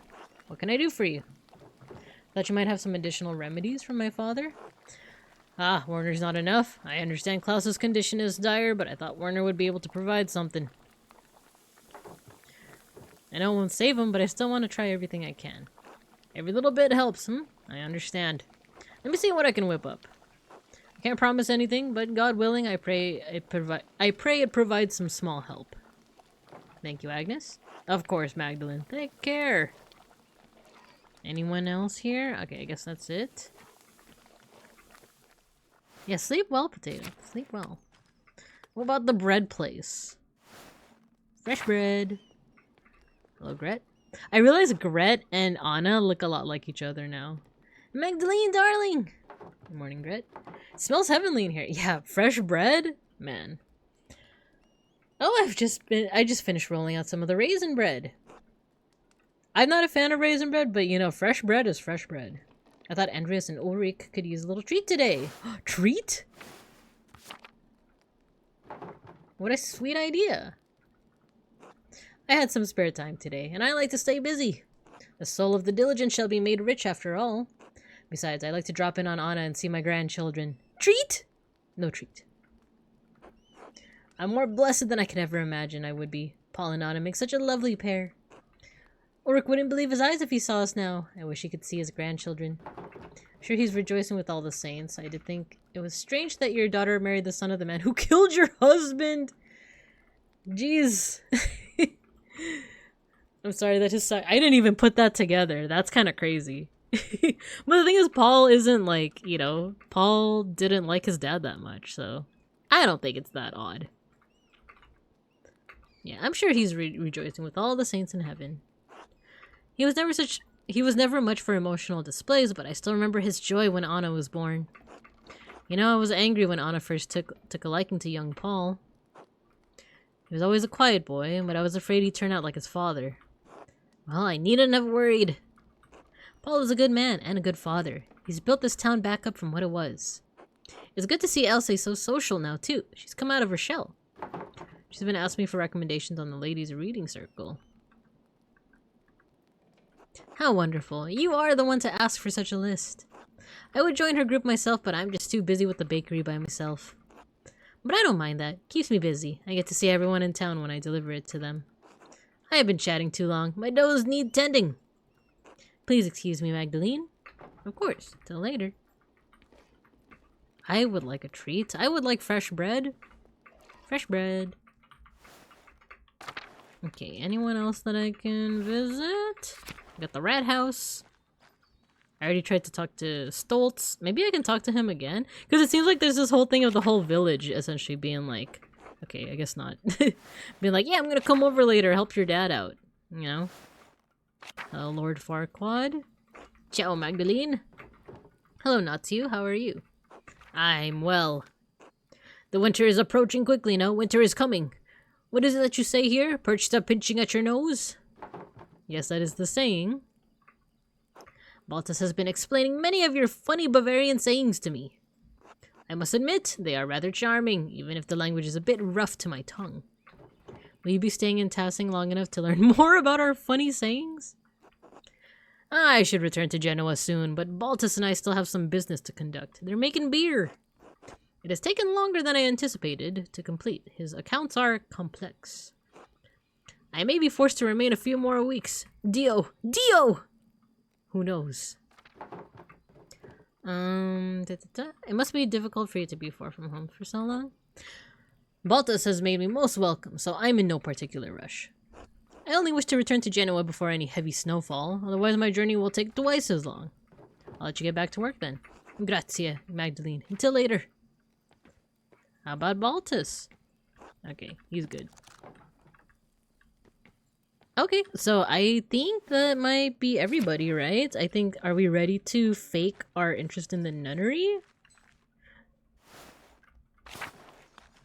Talk to SO. Apollo and Artemis hate me.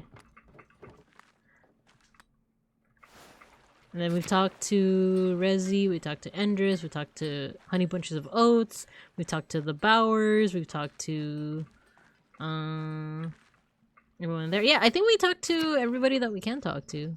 Unless... Okay, no.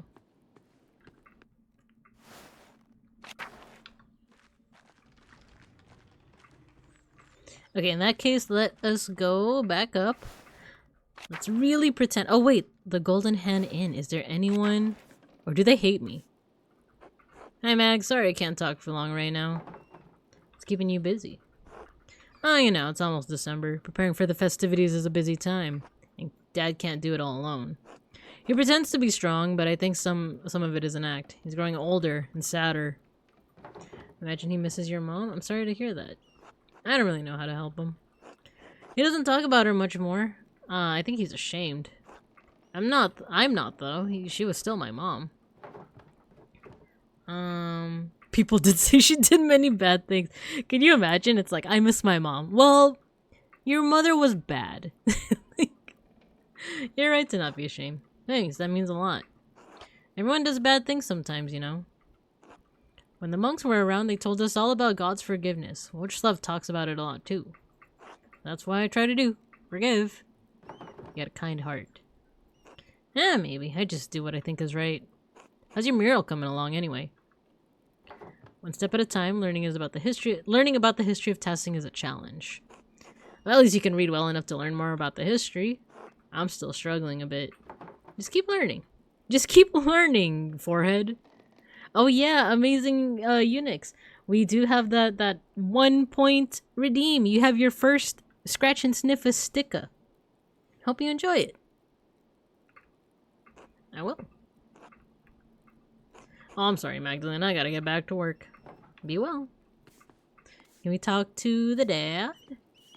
Talk to Nico, cousin Roman. Who is what the? It's what's his face? I love that. I'm glad. Oh my god, what was his name from JoJo? Why am I forgetting his name? With the hat. No, his name is not Alexander. It's something else. Who are these two? Kazimierz? Speedwagon! Yeah, it's Speedwagon.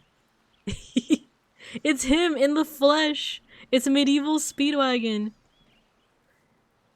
You think if you press down on the guy's hat, it'll activate the green blocks in the world? It just turns into a completely different game. It turns into a platformer.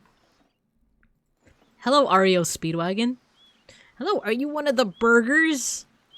My man and I are in need of refreshments. No, I just live nearby. There's two burgers, Nico and Killian. I'm neither of them.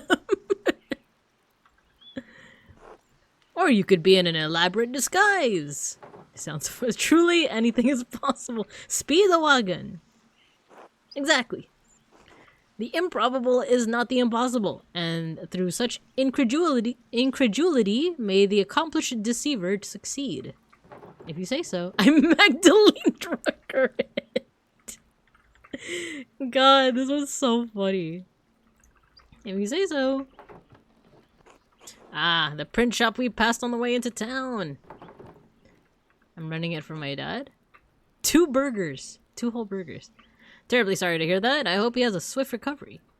Thank you. Not much business for a print shop at this time of year, is there? Nor for a land house. It looks like the travel has all dried up. Is he a land house? Oh no, it's the inn. I've been checking my almanacs and I think winter's going to come early this year. I certainly hope your almanacs are wrong. I need to get back to Würzburg soon. I'm Alexander and this is my partner Kazimierz. We're musicians by trade, travelers by necessity. Can you guys play Wonderwall?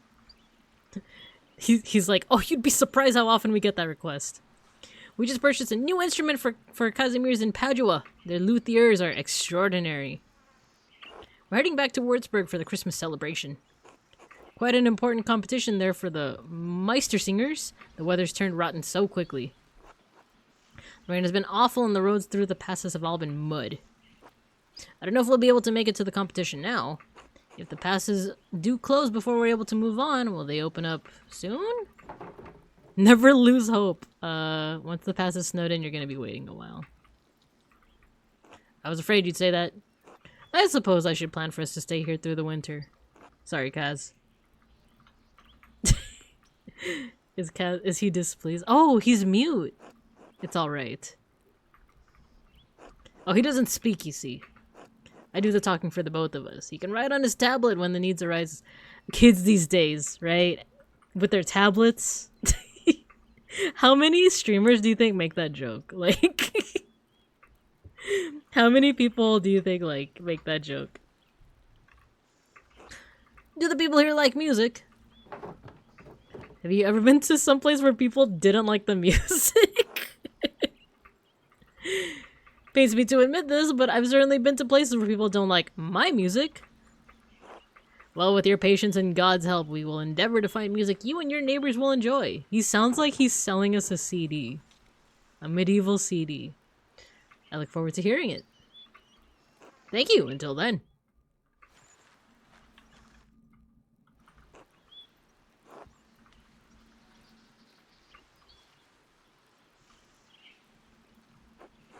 Talk.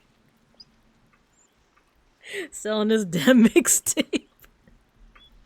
It'd be funny if he was spending so much time to like write down his message and all it says is bitch. I see. Scribble, scribble. Scribble, scribble. Mm-hmm. I'm Kazimierz, musician with Alexander. I'm Magdalene Drucker and I live here in town. Do you mind if I... Oh my god, what if he writes like forever? Or what if he just says no? I'm curious. What if he just says no?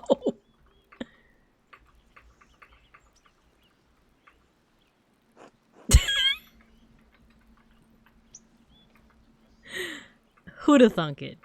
Well, I'll be damned. Alright, I won't take up any more of your time.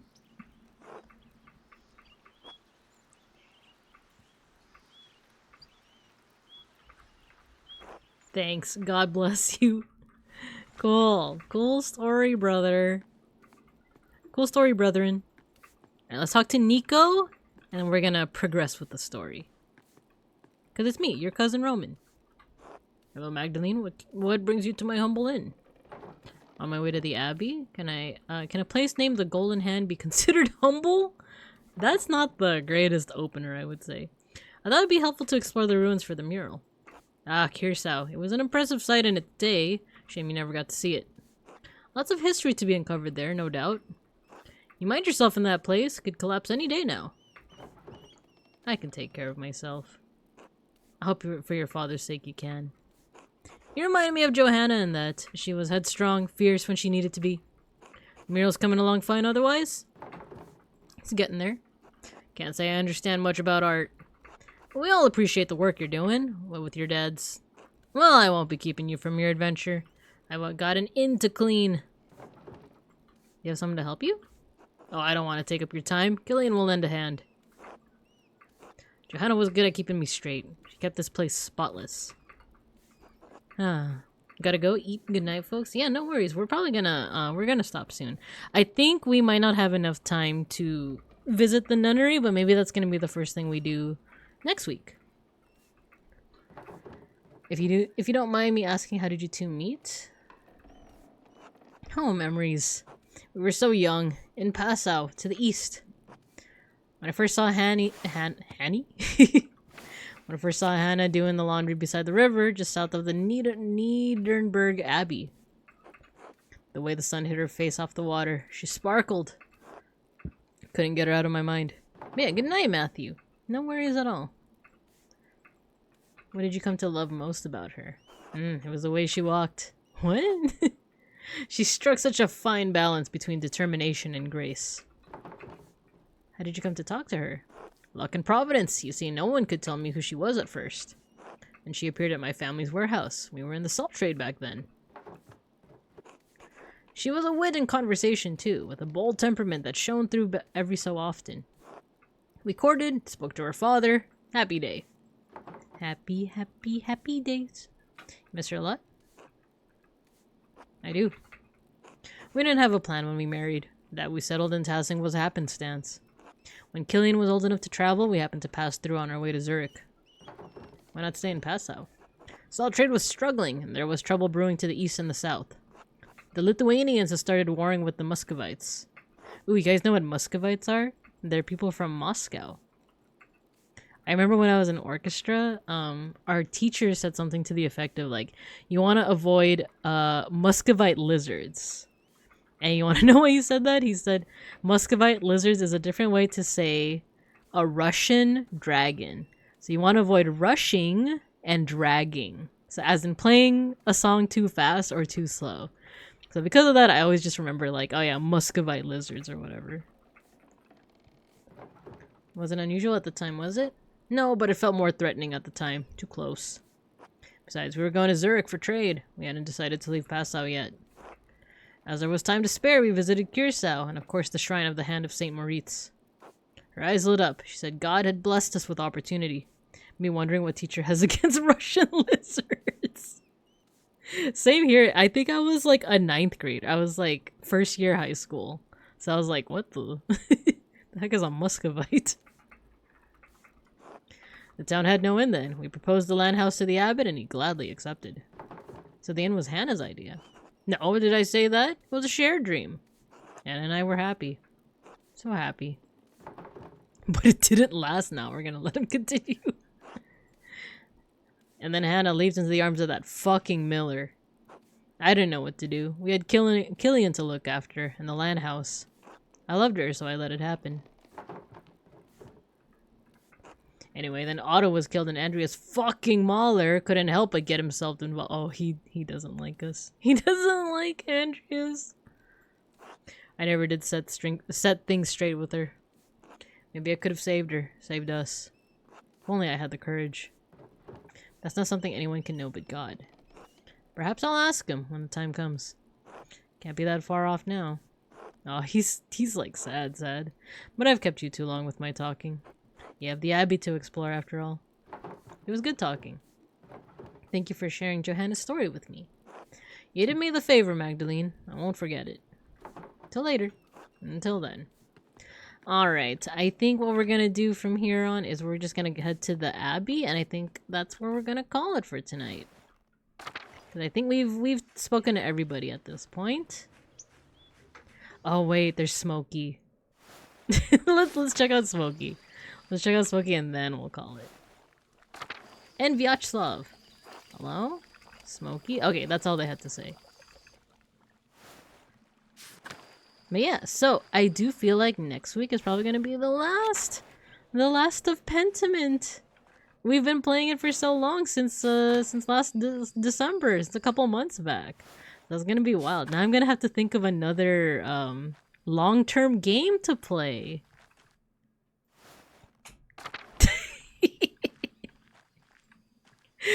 God, her in the hood. Or the veil, rather. Thanks for the stream. It was always a lot of fun. I'm glad. And if it's okay with you guys, I think we're just gonna go ahead and raid without the mosh pit. Unless someone like really wants the mosh pit. Because I'm feeling pretty tired. So we're just gonna go ahead and raid if that's okay with you guys. Thanks for dropping by, you guys. I always appreciate you guys. So, I'm gonna see you guys on Thursday with some pixel art. And by then, I have a couple of projects I want to show you guys. So, hopefully it'll be done by then. And then Friday, I actually have a little surprise as well. It's actually a surprise from someone else, but a surprise nonetheless. So, with that, let's go ahead and stop raids. Let's go to the outro screen. Let's see who we can raid into. And then, next time we'll mosh. We'll mosh. Alright, let's see who we can raid into. Who's live right now? Ooh, we got Eros. We got Pengy. We got 2 penguins. Let's see. We got Lucky, Fleshy, Cleo, Ashton, Genie Art. Ooh. Ashton Martin. There's Eros. We could do Eros. Actually, let's do Lucky. I feel like we haven't raided into Lucky in a while. So. And he is currently playing Pokemon Legends Arceus. So let's go ahead and head on over and let's see what kind of Pokemon he catches. So let's go ahead and start the raid. As always, you guys, I hope you guys have a good morning, afternoon, or evening. And as always, I'll see you guys when I see you guys.